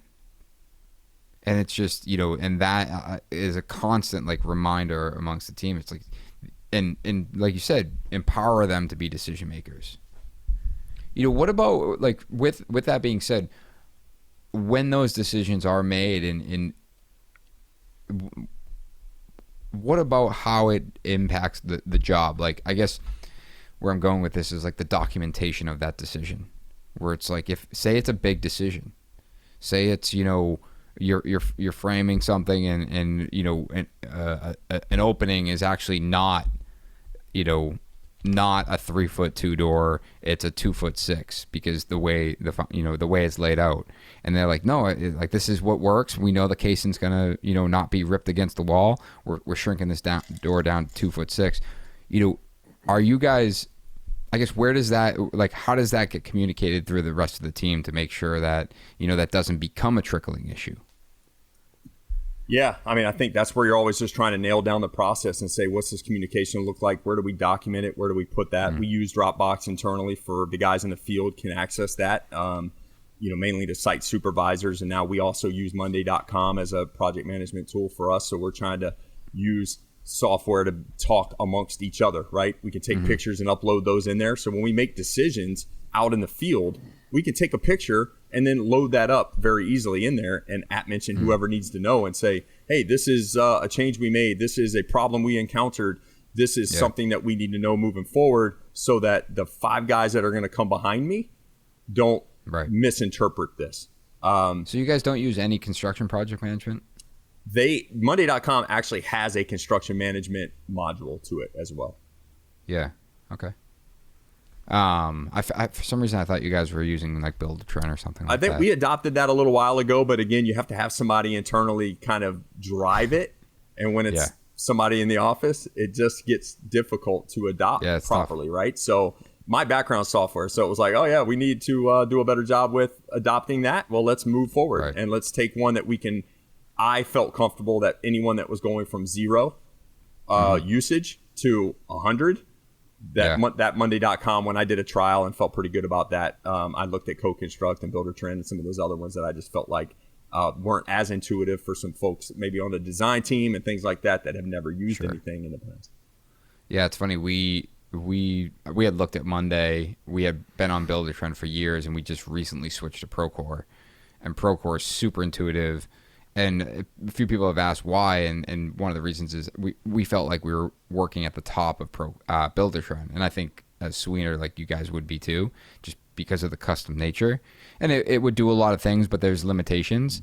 And when we had invested in to use Procore, we're in the bottom 10% of the usage, and it's nice to not have a ceiling above you, but it was it was one of those things where we basically for 6 weeks completely, head down learning this in order to implement it within the team, to the point now where I'll call my operations manager and I'm like, hey, how do you do that again? Yep.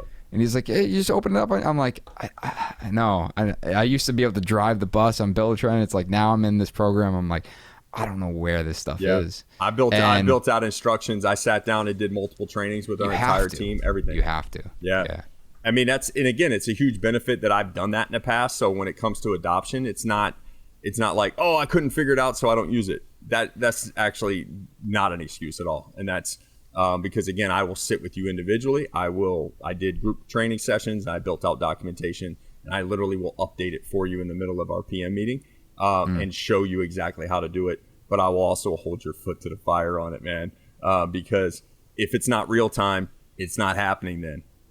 It needs to be updated, just like the phone call to that sub needs to be made. And it's important, and everybody here knows it's important, and that's really cool. Going back to motivation, so when you talk about being a good motivator, what does that mean to you? Yeah, I always think about, how do I elevate someone's performance in whatever they're trying to accomplish? That to me is motivating, right? Just being able to say, all right, I know what the common problems are. I don't have all of them. I am a morning person. Like, I don't have the issue of like, oh, I've got a case of the Mondays and I'm a morning man. If I look across the street and your lights are still off at 5 a.m., I'm judging you. Like, period, dude. It's just how it is. I'm a 3:40 a.m. guy every day. 3:40? Yeah. It's just because 4 a.m. is too common, man. So I'd rather be uncommon. I'm getting up at 3:40. I'm getting dishwasher unloaded. I'm stretching. If I unloaded the dishwasher at 3:40 in the morning, my wife would murder me. I do it quietly though, like a ninja, man. So, then I'm listening to podcasts. I'm listening to, all the books on tape and a lot of those things that help me get a chance to build me. And I'm also thinking through, what can I say to some people today that they will relate to? Not everybody's going to relate to it. This is every day. I put a Woo Wednesday out, and some people are like, puh. And then some people are like, dude, that really spoke to me today. Like, I've been having that problem. I've been having, whatever it is. It's not, motivation is not happening the same way for everyone the same day. It just isn't. Right. I have no magic formula in that way. But I also suffer from some of the same common issues, which is wasting time, prioritizing, not being present at times. I suffer from those things too. So I'm a real person. I'm not just this rah-rah guy. And I think that's one of the things that Jeff was probably pleasantly surprised about when I came on, was that he knew I'd be able to motivate and inspire some folks. But I think he's been pleasantly surprised with my intentionality, my ability to kind of drive process change and some of those things where, strategy is not a solo sport. So Jeff and I talk about strategy. We talk about personnel management. And I take great pride in that the boss comes to me and we talk about a lot of those things. It's very important to me to help drive organizational change. Like, we created a leadership council. We did some things that I think will help us get to the next level because we're empowering our team, the guys that have been here for a little while, also some other guys that we want to make sure every group is represented and that every voice is heard, so we can bubble those things up and figure out a way to make them better. What time do you go to sleep? You're taking every one of my questions. Man, I'm like 10 or 10:30. I have got, it's been later and later, man, as you get, the kids. That's a 5-hour night. I can do 6 or 7 hours, but not. I used to be able to do that when I was like 20, and I can't anymore. I'm 6 constantly usually, but I have gotten to where I'm like 5 and some change, and I'm a mess at about 9 p.m. though. Like, I'm a mess. My kids don't go to sleep before 9. Yeah, that's exactly right. I'm usually putting my kids to bed. My 2 boys. Somebody wants me to lay with them. I'm laying with them. I'm out cold. Same. By 8:30. My wife's like, why aren't you reading? Like, why aren't you laying with them? I'm like, Meg, if I lay down, I'm and it's finally I'll go up there, and she'll go. Like, my wife's going out tonight, so I know I'm gonna end up laying with one of my kids, and she's gonna wake me up at like for sure 11, completely disoriented. One of their beds. Yeah, like, what's going on? Yeah. Well, how long you been home? Yeah. My wife falls asleep with the kids like every night when she lays down with them. Mm-hmm. It's just like, all right, I might as well just say goodnight to you at this point because you're not waking back up. No. And I actually don't even mind like falling asleep in their bed. Like, if it gets them to sleep better, I'm fine either way. It's my favorite time of the day, man. I'll be honest. That's when I have the best one-on-one conversation with my kids. I've got a 10 and a 6-year-old boy. That both of those guys, I alternate nights. I have 60% custody of my kids. So when they're here with me, we split nights of one. I lay with the young one. The next day I lay with the old one. But that's where I find out about school. That's where I find out about their best friends, the girls they like, the challenges they're having, all of those things. That's the deep conversations I'm getting to have with my kids which is what I have at work every day with a bunch of other people's kids, essentially. And that's my favorite time of the day, man, is when I lay down with my kids. Well, you said something earlier about like not being present, and that's something that I try to be really intentional with when it's like when I'm home, and more recently I've been being more flexible with my work schedule so I can be home maybe earlier, and when I am home early I find myself like also like going back and forth between answering emails and then the kids and trying to balance that. But when I catch myself not being present, it drives me crazy. And finally, I'll just go put my phone up in my room and leave it there. But I think about, and this is a conversation I have with my wife a lot, like at what age, when it comes to kids, at what age do you think that it's really important to start motivating them and having those deeper conversations? Because my kids are 5, 3, and 1.5. We'll kick the 1.5-year-old out of the conversation for a moment. And my 5-year-old's my daughter, and my 3-year-old's my son. And I'm by far more strict with my son. Like, it's like I'm way more militant. It's like, and my wife's like, Nick, calm down. He's 3. I'm like, I'm not yelling at him or mad at him. I'm just trying to get him to listen and to understand and be respectful and be polite, and I'm not going to give up on that. But, as someone that is so focused on, guiding human, interaction and being motivational, has that always been your parenting style as well? Day one, man. Day one. I used to recite a few things to every time I would change their diaper. I'd say, how do you treat your mom? And they'd say, with respect. How do you, all of those things. What kind of work do we do? We work hard, hard work, Dad. All of that. And it's literally, who's got it better than the Canters? Nobody. All of that. And that's always been my deal. We're a big team chant type of crowd here at the Canter household. But, my guys love high expectations. Mm-hmm. I tell my oldest, I'll say, hey, man, I was hard on you today. I know I was, man. And I apologize. And he's like, Dad, thanks for being hard on me. And I'm like, yeah. But the F word probably wasn't necessary, but I appreciate your understanding, young fella. I think about from like a sport, like, for example, my 3-year-old, my 5-year-old, she gets into sports. She's has a very hard time losing. And like, she will have a meltdown on the sideline, crying, like upset about it. And I sit down and I try and I have deep conversations with her, and one of the conversations I talk to her a lot about is like, listen, it's okay to lose, and I tell her all the time, I'm like, I lose every day. I go to work and I lose all day every day. She's like, you do? I'm like, yeah, but I still try the next time to do it again. My 3-year-old, he's just not interested. He's not interested in trying. Like, he gives up, and I struggle with it where it's like, we're playing soccer and I'm coaching, and I just want him to try, and it's just like meltdown city. And I'm like, how do I get him to just be interested in giving it his best shot, even if it's just a half a second? And last week was the first time he found out that there's this position called goalie, that he can just stand there and wait for the ball to show up. He's like, that sounds great. I'm doing that. But it's like the balance between, not being this psycho parent of like, you need to be a professional soccer player, but also balancing with, but I want you, like, you don't have to be professional, but you need to try.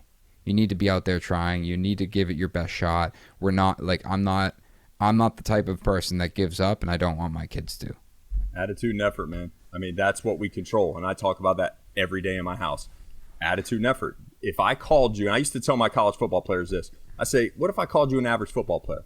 Would you be happy? Like, no, coach, no, not at all. I said, then how come when I call you an average student, because you have a C average, which means you are average, you're okay with it?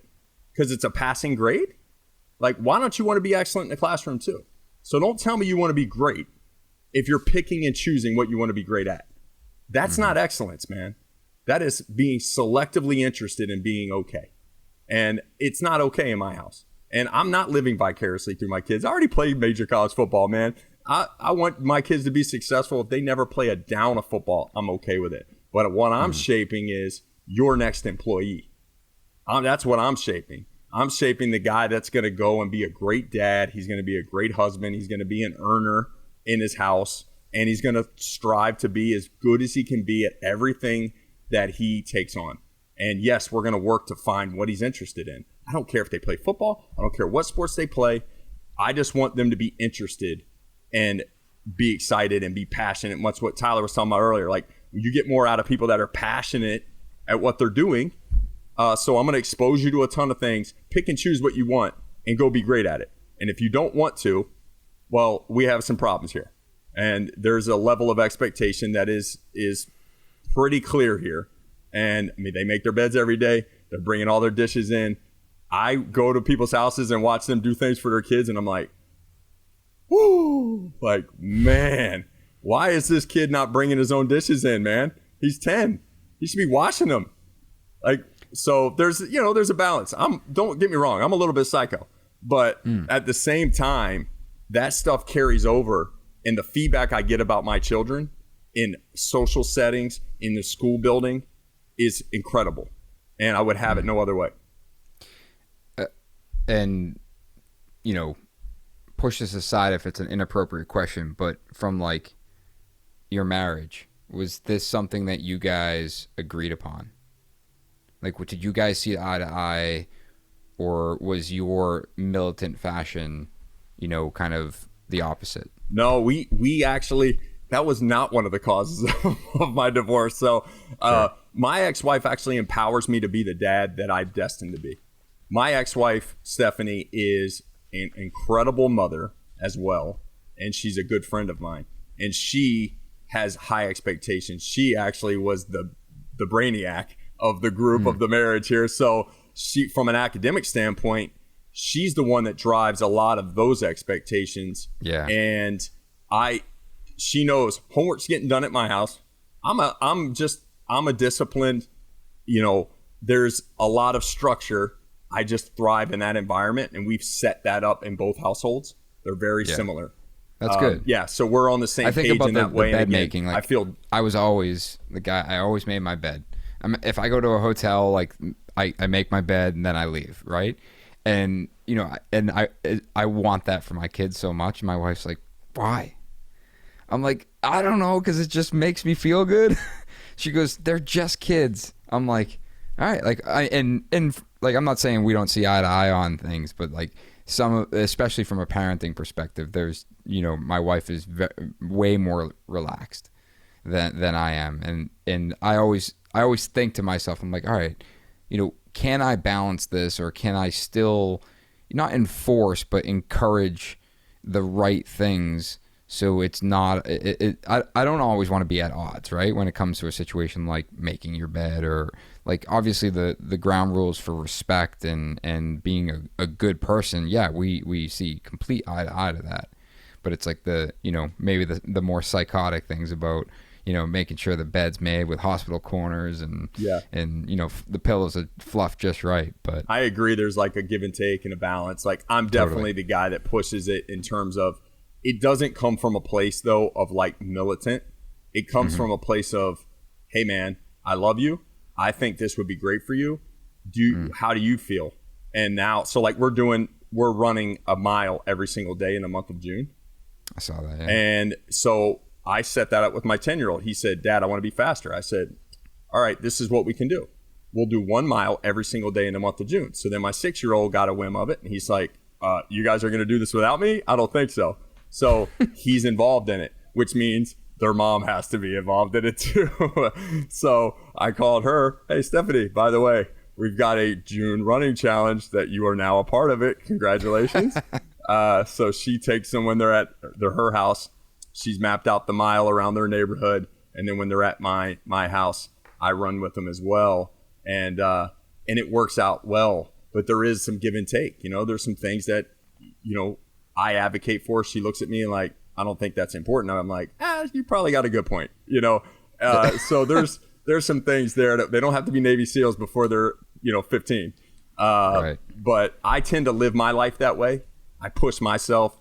I'm trying a bunch of new stuff. I'm running on the bottom of the ocean with a rock now, like doing all kinds of stuff. And and I just want other people to be a part of it. And so I get excited about something. I want other people to be excited about it. And some people tend to get on board, and some people are like, thanks for the invite, but see you on the other side, man.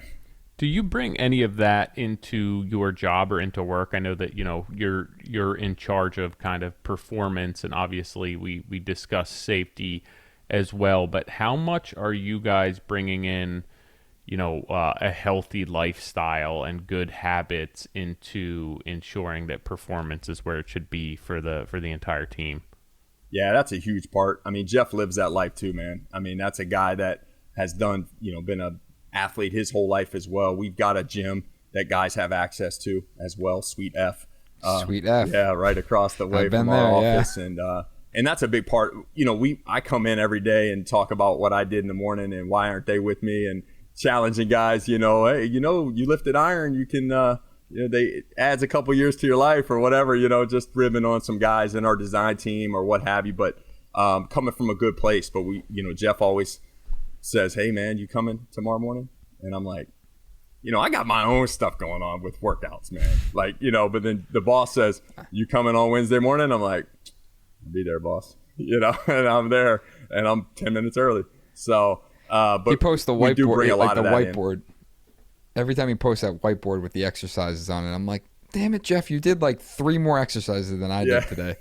It's like, but he's got that saying, how you do one thing is how you do everything. Yep. And that goes back to what you said earlier about being great in school. It's like you want to be great, and you're a great athlete, but you're not a great student. Yeah. It's I've never thought of it that way, and I didn't grow up in sports. I very averagely played baseball until high school, and then it just, sports weren't a part of my life. I wasn't growing up around sports, but I also wasn't great in school, but I was great in shop. I was a great carpenter. I led the shop like that. That was where I put my effort, but I never thought at that age, being great wasn't something that I ever communicated. Here I am in my mid-30s, and now I'm at a point where it's like, no, I want to be a great human being. I want to be great at everything I do, and it's like, and I do stuff that I know I'm not great at, but I don't not do it because I know I'm not going to be great. I'm going to go do it, and I'm going to suck at it, but I'm going to give it, my effort. But that's what, even to be a great human being, or to be a great athlete, or to be a great business owner, whatever that may be, it's not just about what you do, on the field or at work. It's, you have to live that entire life, and you have to create routines and habits. And you listen to anyone who's extremely successful, and they have habits, that they live and die by, and they eat well, and they exercise, and they read. And it's not like they're not just successful because they do a good job between the hours of 8 and 6 p.m. And it's something that it's so hard to implement all of those things, where it's like you have to get up early, you have to exercise, you have to eat well, and it's not just Monday through Friday. Like, you have to adopt that lifestyle and live that lifestyle, or else you can't ever reach your full potential, because you're either running on fumes, you're unhealthy, you don't have energy, you don't have routine, you're not waking up the same time every day. And I think that it makes it really hard to be consistent and to be your best self every day if you don't have those routines and habits. I just don't know how you would get, it's hard for people who don't want that to kind of convey how important that is. I mean, it's hard when you want that yourself, once you have kids and you have business and you have work, and then you have an event that you're out till 10, 11 o'clock at night, and then it's like, well, this really screws up my whole routine. How do I hit the ground running again the next day? It is true. Like, like you said, Tyler, it has to be everything. Like, you can't just be, I'm going to just focus on being a great business owner. It's like, well, being a good business owner means you got to be sharp, and in order for you to be sharp, you got to be getting good sleep. And if you're getting good, you got to wear your body out if you want good sleep and have good diet. It's like it reigns true, and when I think that even like from a health perspective, but also from a mind perspective, and something you said, Steve, about Jeff really appreciating the fact that you're a good motivator and you can motivate people, but you're also real. And a lot of the stuff you're talking about, you're struggling with yourself. And that goes like, that brings up a question that Tyler jotted down is, remaining positive and remaining in that motivational state when it's not easy. I'm sure that there's probably, I would guess that there's more than 10% of your time, in a year that you don't want to do it. You don't want to woo Wednesday and motivate someone because you got something internal that you're battling and it struggles. And frankly, we've had those conversations here on the podcast where it's like, we're episode 200 and something. I'm sure that there's been at least 20 episodes that we were just like, why are we doing this? And it's, and of course on the back end, it's the fuel of, hey man, that episode this week really hit home, or that little tip you mentioned, like, just saved me. Or the worst one was right before Christmas when it was like, hey, I finally fired the guy I should have fired, Thanks. We were like, well, that wasn't exactly what I wanted to read, but glad we could help. But what's that like for you? Like, how are you fueling that positivity in your life every single day? Yeah, I honestly put a lot of pressure on myself, and I think it's healthy in that the pressure is healthy to the point where I know my kids are watching me. I know other employees are watching me. Once you are that person, it's hard to come in, and I used to use that example when I was leading this, sales team on a call center, and you come in and there's 50 employees and they all used to woo Wednesday. And I can't come in and go, woo, like it just, they're expecting. It's like, something's up with Steve, guys. Exactly. Something, this dude's got COVID. Something is up. Whatever. And so I do put a lot of pressure on myself in that way. And it's one of the reasons that I wholeheartedly believe in announcing your intentions as well. Yeah. I'm vocal, not because I need a lot of attention, although one of my love languages is, words of affirmation. But we share that. Yeah, but at the same time, if I announce my intentions, now I'm accountable. Yeah. Now I'm accountable. So when I say, man, it's Woo Wednesday, and somebody sees me in the office and I'm over there nodding off and I'm not getting after it, somebody could say, hey, man, I thought it was Woo Wednesday. Like, what are we doing here? Are you going to caffeinate and dominate like you said, or what are we doing? And so I like accountability. And I've never... I don't say never, but like Jeff's not coming to me and saying, you need to perform at a higher level. Like, I just don't get those conversations all the time. So I put myself out there from an accountability standpoint with my own children, with my ex-wife, with all my friends, whoever it is, so that I can also be held accountable and get the most out of myself, because that's important to me. Yeah, I mean, announcing your intentions is really powerful, and it takes a special person to announce it and not follow up. There's plenty out there. Yeah, they disappear. They just disappear, man. They disappear it's like, where was that quick. guy? I thought he said he was going to do something. Yeah, but it's something that's a big reason why we spend so much time on social media with what we do, and we showcase so much. It's like we share everything that we do. And yeah, I'll read through every comment. And it's like, we posted a video about plumbing the other day, and I got 100 comments saying that it's wasteful the way we did it, and these fittings are going to rust, and we have those manifolds are going to make the hot water take too long to get to your faucet. And I know that all of those are false. Like, I know that we've already thought of all of those concerns, and we did what was best for that project. But every once in a while, someone's going to be like, hey, I've used that exact thing, and by the way, it will fail because of this. And it saves me, and it's making me accountable for what I'm doing because I'm sharing it, but it's also giving me the opportunity to get feedback. Yep.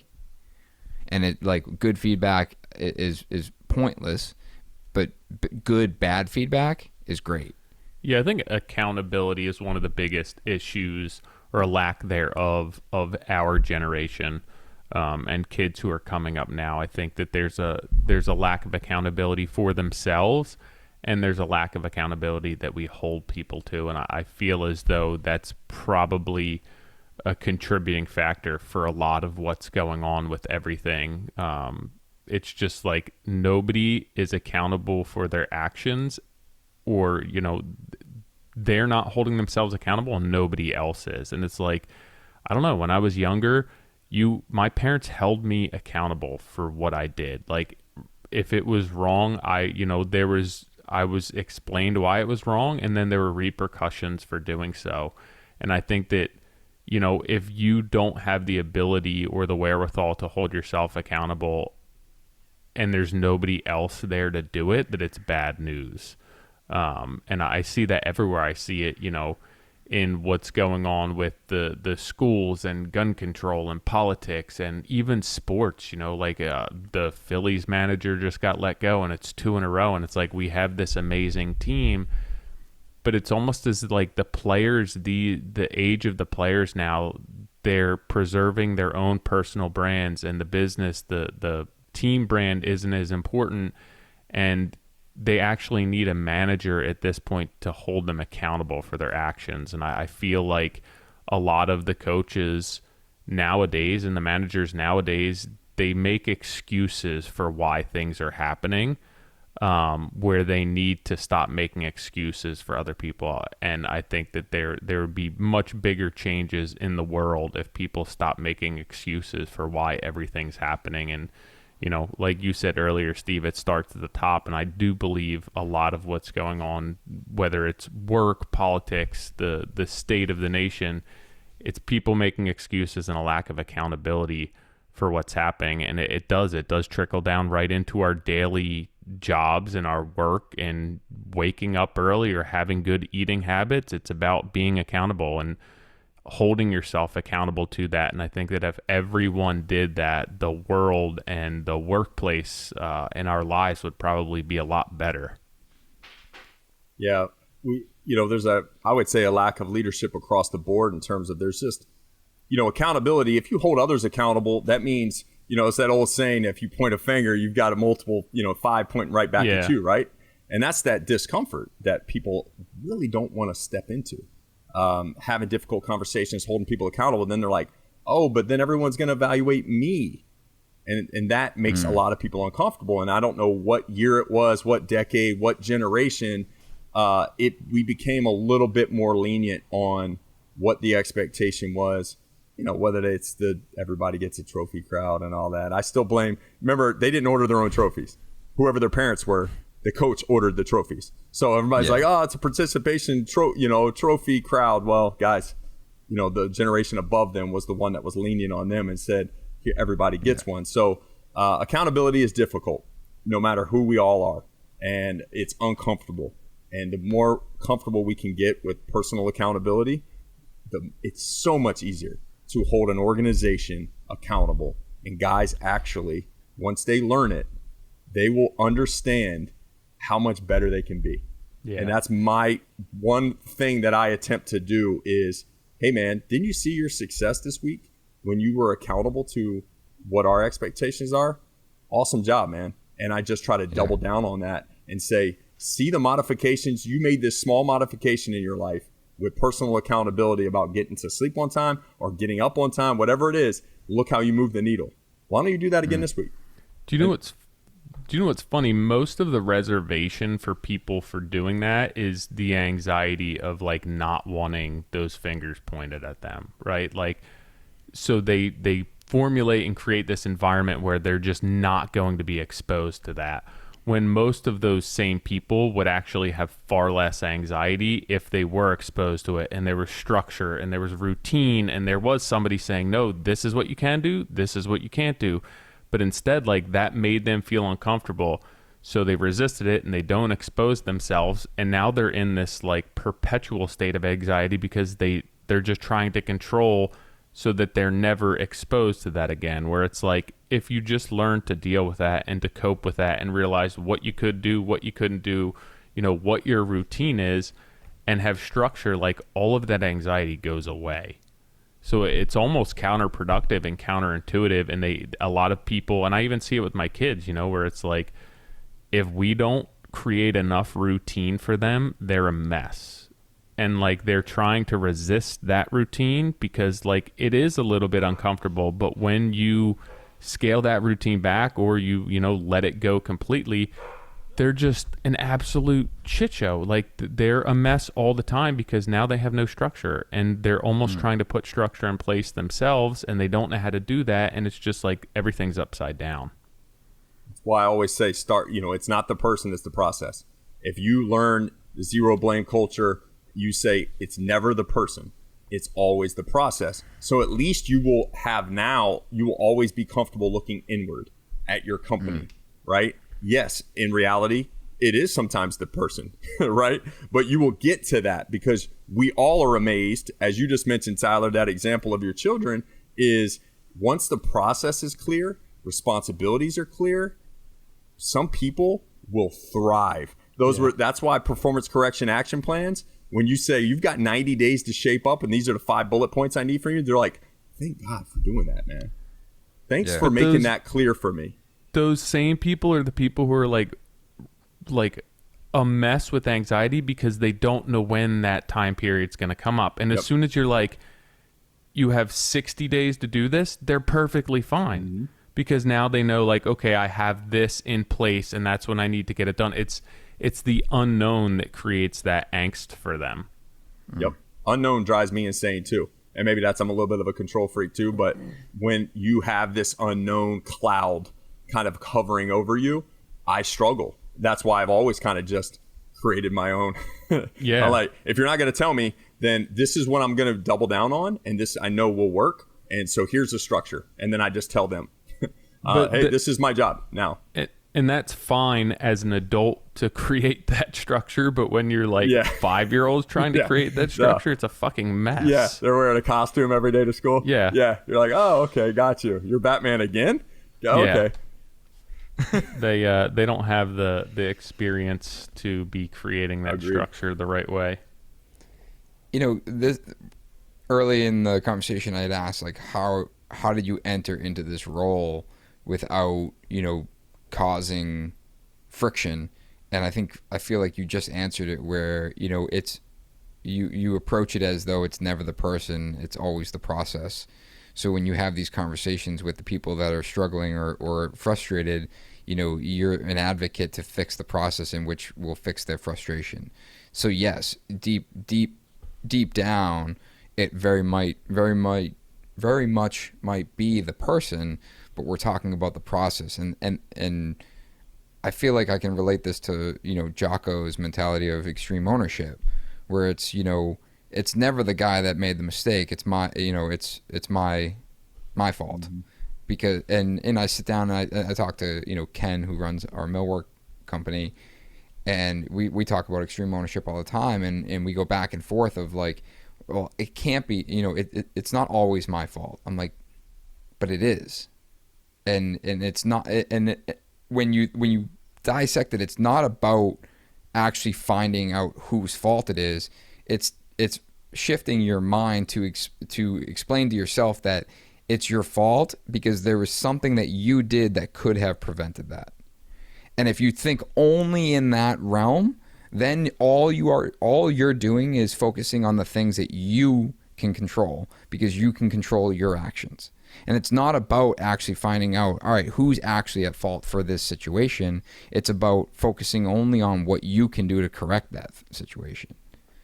So speaking of Jocko, you shook your head yes, and with a smile. So I take it you're probably a slight fan of his. Who else do you look up to in this leadership and motivational world? You know, I always have just hung my hat on a lot of the athletics coaches. You know, I really liked Pete Carroll, a lot of his stuff, Nick Saban.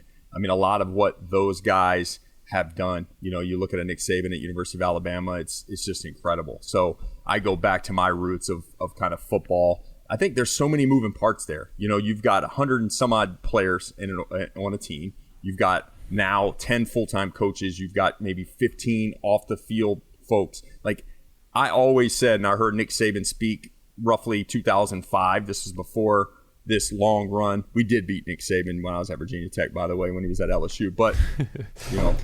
In case you're listening, yeah, in case you're listening, Nick. I said to Stephanie, I said, Nick Saban could be a CEO at a major corporation.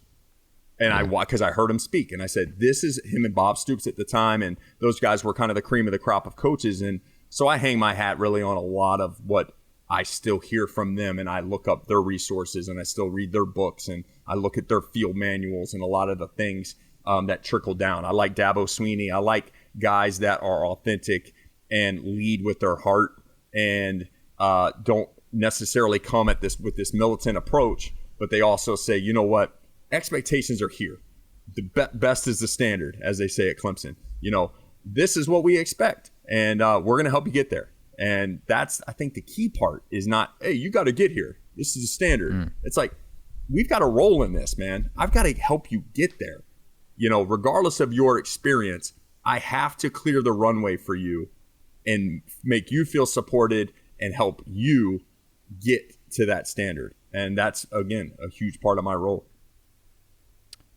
I have one more question for you, and in relation to football, and you just mentioned that there's 10 coaches in home building, or in industries in general.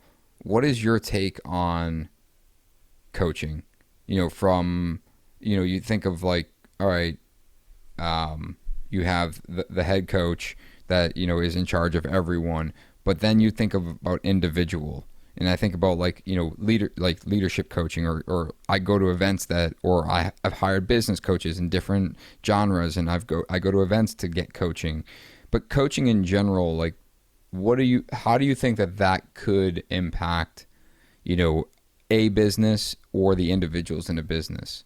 I think it's incredibly important. I mean, we used to, when I got out of coaching football, I was immediately thrust into a leadership position in a call center. And I was sitting side by side a recent college graduate and literally teaching them how to speak to a customer on the phone.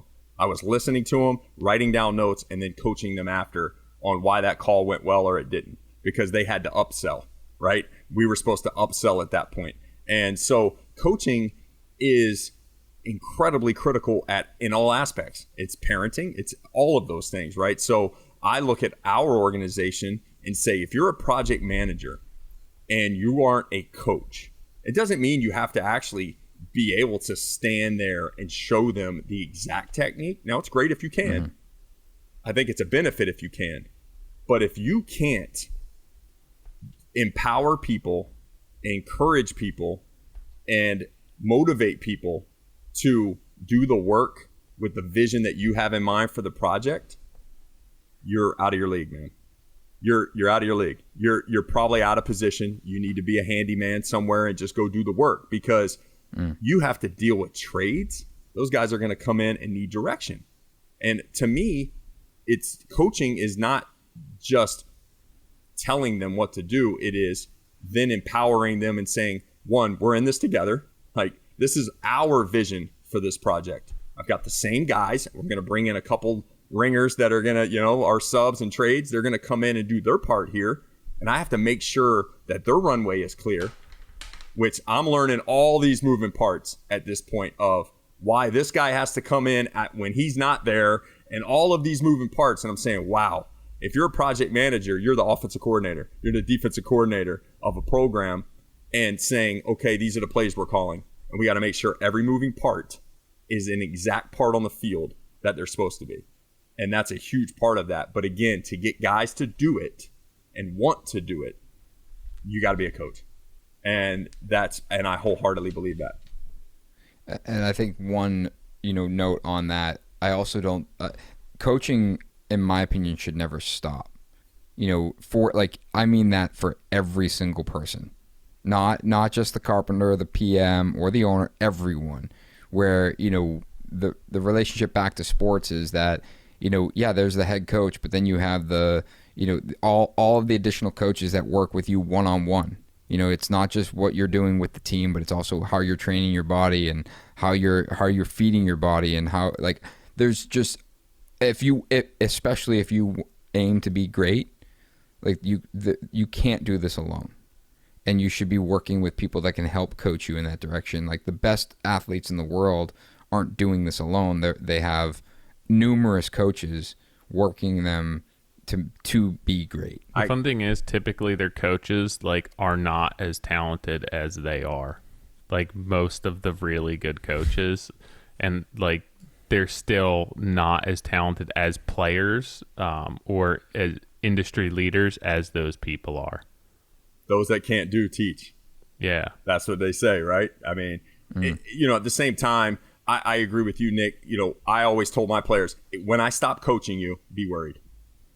Be worried, man, because you're expendable. You probably have no role here. So it's always a tweak here, a tweak there. I can't tell you how many conversations I have with people in our organization and in every organization that I've ever worked about health and wellness. They're like, hey, can I talk to you a little bit? Yeah, what's going on? Your major issue? No, I'm trying to lose 10 pounds. I'm figuring, this is what I'm modifying. And then I just give them advice. And then I meet with them weekly and hold them accountable to it. And naturally people gravitate to me for that because I keep myself in shape. They know I'm out kind of pushing the limit, doing ultra marathons and whatever. So they feel comfortable, but also I'm approachable. And I think that's the part that PMs and site supers and leaders, you have to be approachable. If you have this scowl on your face all the time and nothing's ever going right for anyone, you are not approachable and you will not build any trust with anyone. They will have a very difficult time coming to you with a personal problem, with a professional problem. You better be approachable. And that's just like your kids. If they always know you're going to yell at them when they stepped out of line and you're not going to wrap your arm around them, they're going to quit telling you things. And that's the fear that every parent should have, man, is when those kids stop sharing with you, that's a big problem. Agree, man. So what, on a lighter note, what's the last 3 things on your Spotify playlist? Last 3 things. I listen to Joe Rogan, Breaking Point, and the Bible. So Bible on Spotify. Yeah, I've got there's the audio Bible's on there, and I'm actually reading the entire New Testament this year, chapter by chapter, with my pastor. So he and I are on kind of this schedule. So I start my day with that, and then go right into the news, or I'm actually reading Chaos right now on Audible. Which is the story of the Manson family and the CIA, their involvement in using LSD to control Charles Manson's mind, and the kind of this corruption. So is that real? I read the documentary by his attorney or Sharon Tate's attorney. I forget. It was years ago now. Yeah. It's crazy. Look up Tom O'Neill Chaos and look up MK Ultra, which was the name of the operation. It's real. So they were doing that to basically offshoot this whole hippie movement. They wanted to infiltrate that and the Black Panthers and some of the leftist agenda in the 60s. So they were using LSD to control people, and Charles Manson was an informant. Wow. That's why he never got in trouble. It's pretty crazy. So I'm huge into any type of government corruption. I am so big into it, man. We could talk about that for another 2-hour episode. We'll save that one. Steve, this is awesome. I'm glad when I had reached out to Jeff, he was like, you got to get Steve on the podcast. And I was like, who's Steve? And meanwhile, I had already followed you. And again, I wasn't I thought you just had a Sweenor hat, to be totally honest. I was like, oh, that's cool. You bought a Sweenor hat. Got some merch. Yeah. Yeah, but come to find out, you're the chief performance and safety officer. And I mean, dude, if you guys don't follow Steve, what is your Instagram handle? At Canter Zone, Canter and then Zone. So on Wednesdays you get the Woo Wednesday, but definitely a motivational jumpstart to my day. I'm not waking up at 3:40 in the morning. No, that's insane. We'll get you there. I'm like a 5. That's a government conspiracy. It's daylight savings issue, man. We'll approach that next year. No, didn't they get rid of it? Yeah, they're going to get rid of that. That's going to mess everybody in standard time, Eastern time up, man. Sun's not going to come up till 8 a.m. in the winter. We got to start planning for it. So, that's an interesting deal too. Yeah. Steve, thanks so much for being on, man. I really I appreciate it. appreciate you guys. I really enjoyed it, man. Good luck with everything moving forward. Keep hammering. Yeah, thanks for your time. We'll chat soon. Take care. He's a madman. Yeah, I love it. Sometimes want to have that much energy, and like it's so. I would love to get up at 3:40, just because like I know the feeling of being able to, like, you feel like you're getting you're getting another hour, 2 hours, 3 hours than a lot of people. I think in your day. I think, like, and it could be a cop out and me not wanting to be accountable, but like I would be dead by 7. Like there's a certain point. I couldn't stay up till 10. Yeah, like there's a certain point where I get it. Like, so I've been trying to get up earlier because it's like I'm 36 now. 36? I think I'm 36. Yeah.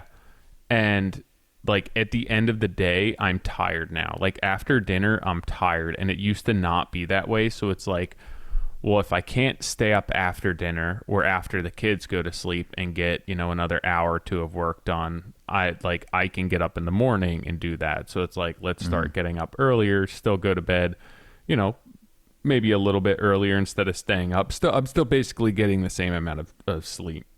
But like if I were to just get up 2 hours earlier and not go to bed 2 hours earlier, like it wouldn't work out long term. No. So like if I was like, all right, I'm going to start getting up at 3:40, I'd have to go to bed at like 5:40. I just get home from work and go to bed. Get your solid 10 hours in. I mean, I'm like 10 to 10:30 at night, and then I'm usually up anywhere from 5 to 5:30. And like that's golden. Yeah, that's like I feel like a sweet spot where it's not insane. Like 3:40, I would be dead at the end of the day. He's also, I mean, I'm justifying. Here I am justifying. He's also hanging out at home for like a few hours. If I wake up at 5 o'clock, I'm in my truck before 5:50. Yeah. And when I pull out of the street and I look left and I see the street lights flashing instead of like being red, yellow, green, like they're flashing yellow, I'm like, yeah. They're like, the street lights aren't even awake yet. Like I feel good. No, it's definitely true. I feel like you can be more productive. But that's kind of my reasoning for doing it lately, is just like I'm tired at the end of the day now. And for so many years Rachel would put the kids to bed and then I'd stay up and work, and I'm like, I want to be able to sit down with them or lay down with them or read with them or just like end my day at a normal time. So it's easier just to get up a little bit earlier. Yeah, for sure. Well, we get a little swag to give away.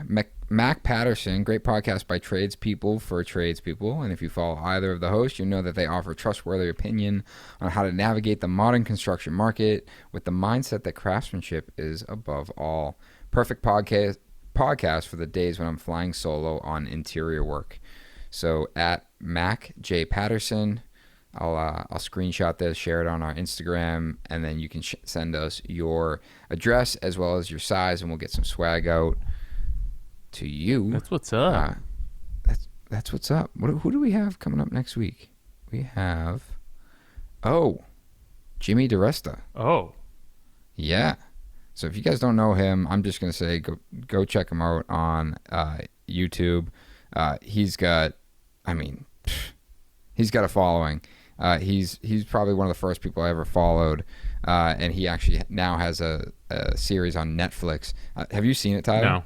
Oh, actually, I've heard of it, but I've never seen it. It's amazing. Like he's got a great personal brand. He's a maker at heart. I think he was in corporate America, like in kids' toys, and hated it because he like talks about how he hated kids, and now he has a show on Netflix, making stuff for like demanding little kids. Like, I want a giant dinosaur that poops out lava. Yeah, I forget where I saw that. And he builds it, and it's so like I put it on, and of course Reed's like, it's a dinosaur that poops lava, but it's so good, and so I'm excited to talk to him next week. Yeah. We'll see you guys then. Cool. Thank you. And a big thanks to our sponsors, Duration Molding and Millwork, Rockwool, and Upstate Merch. Dylan.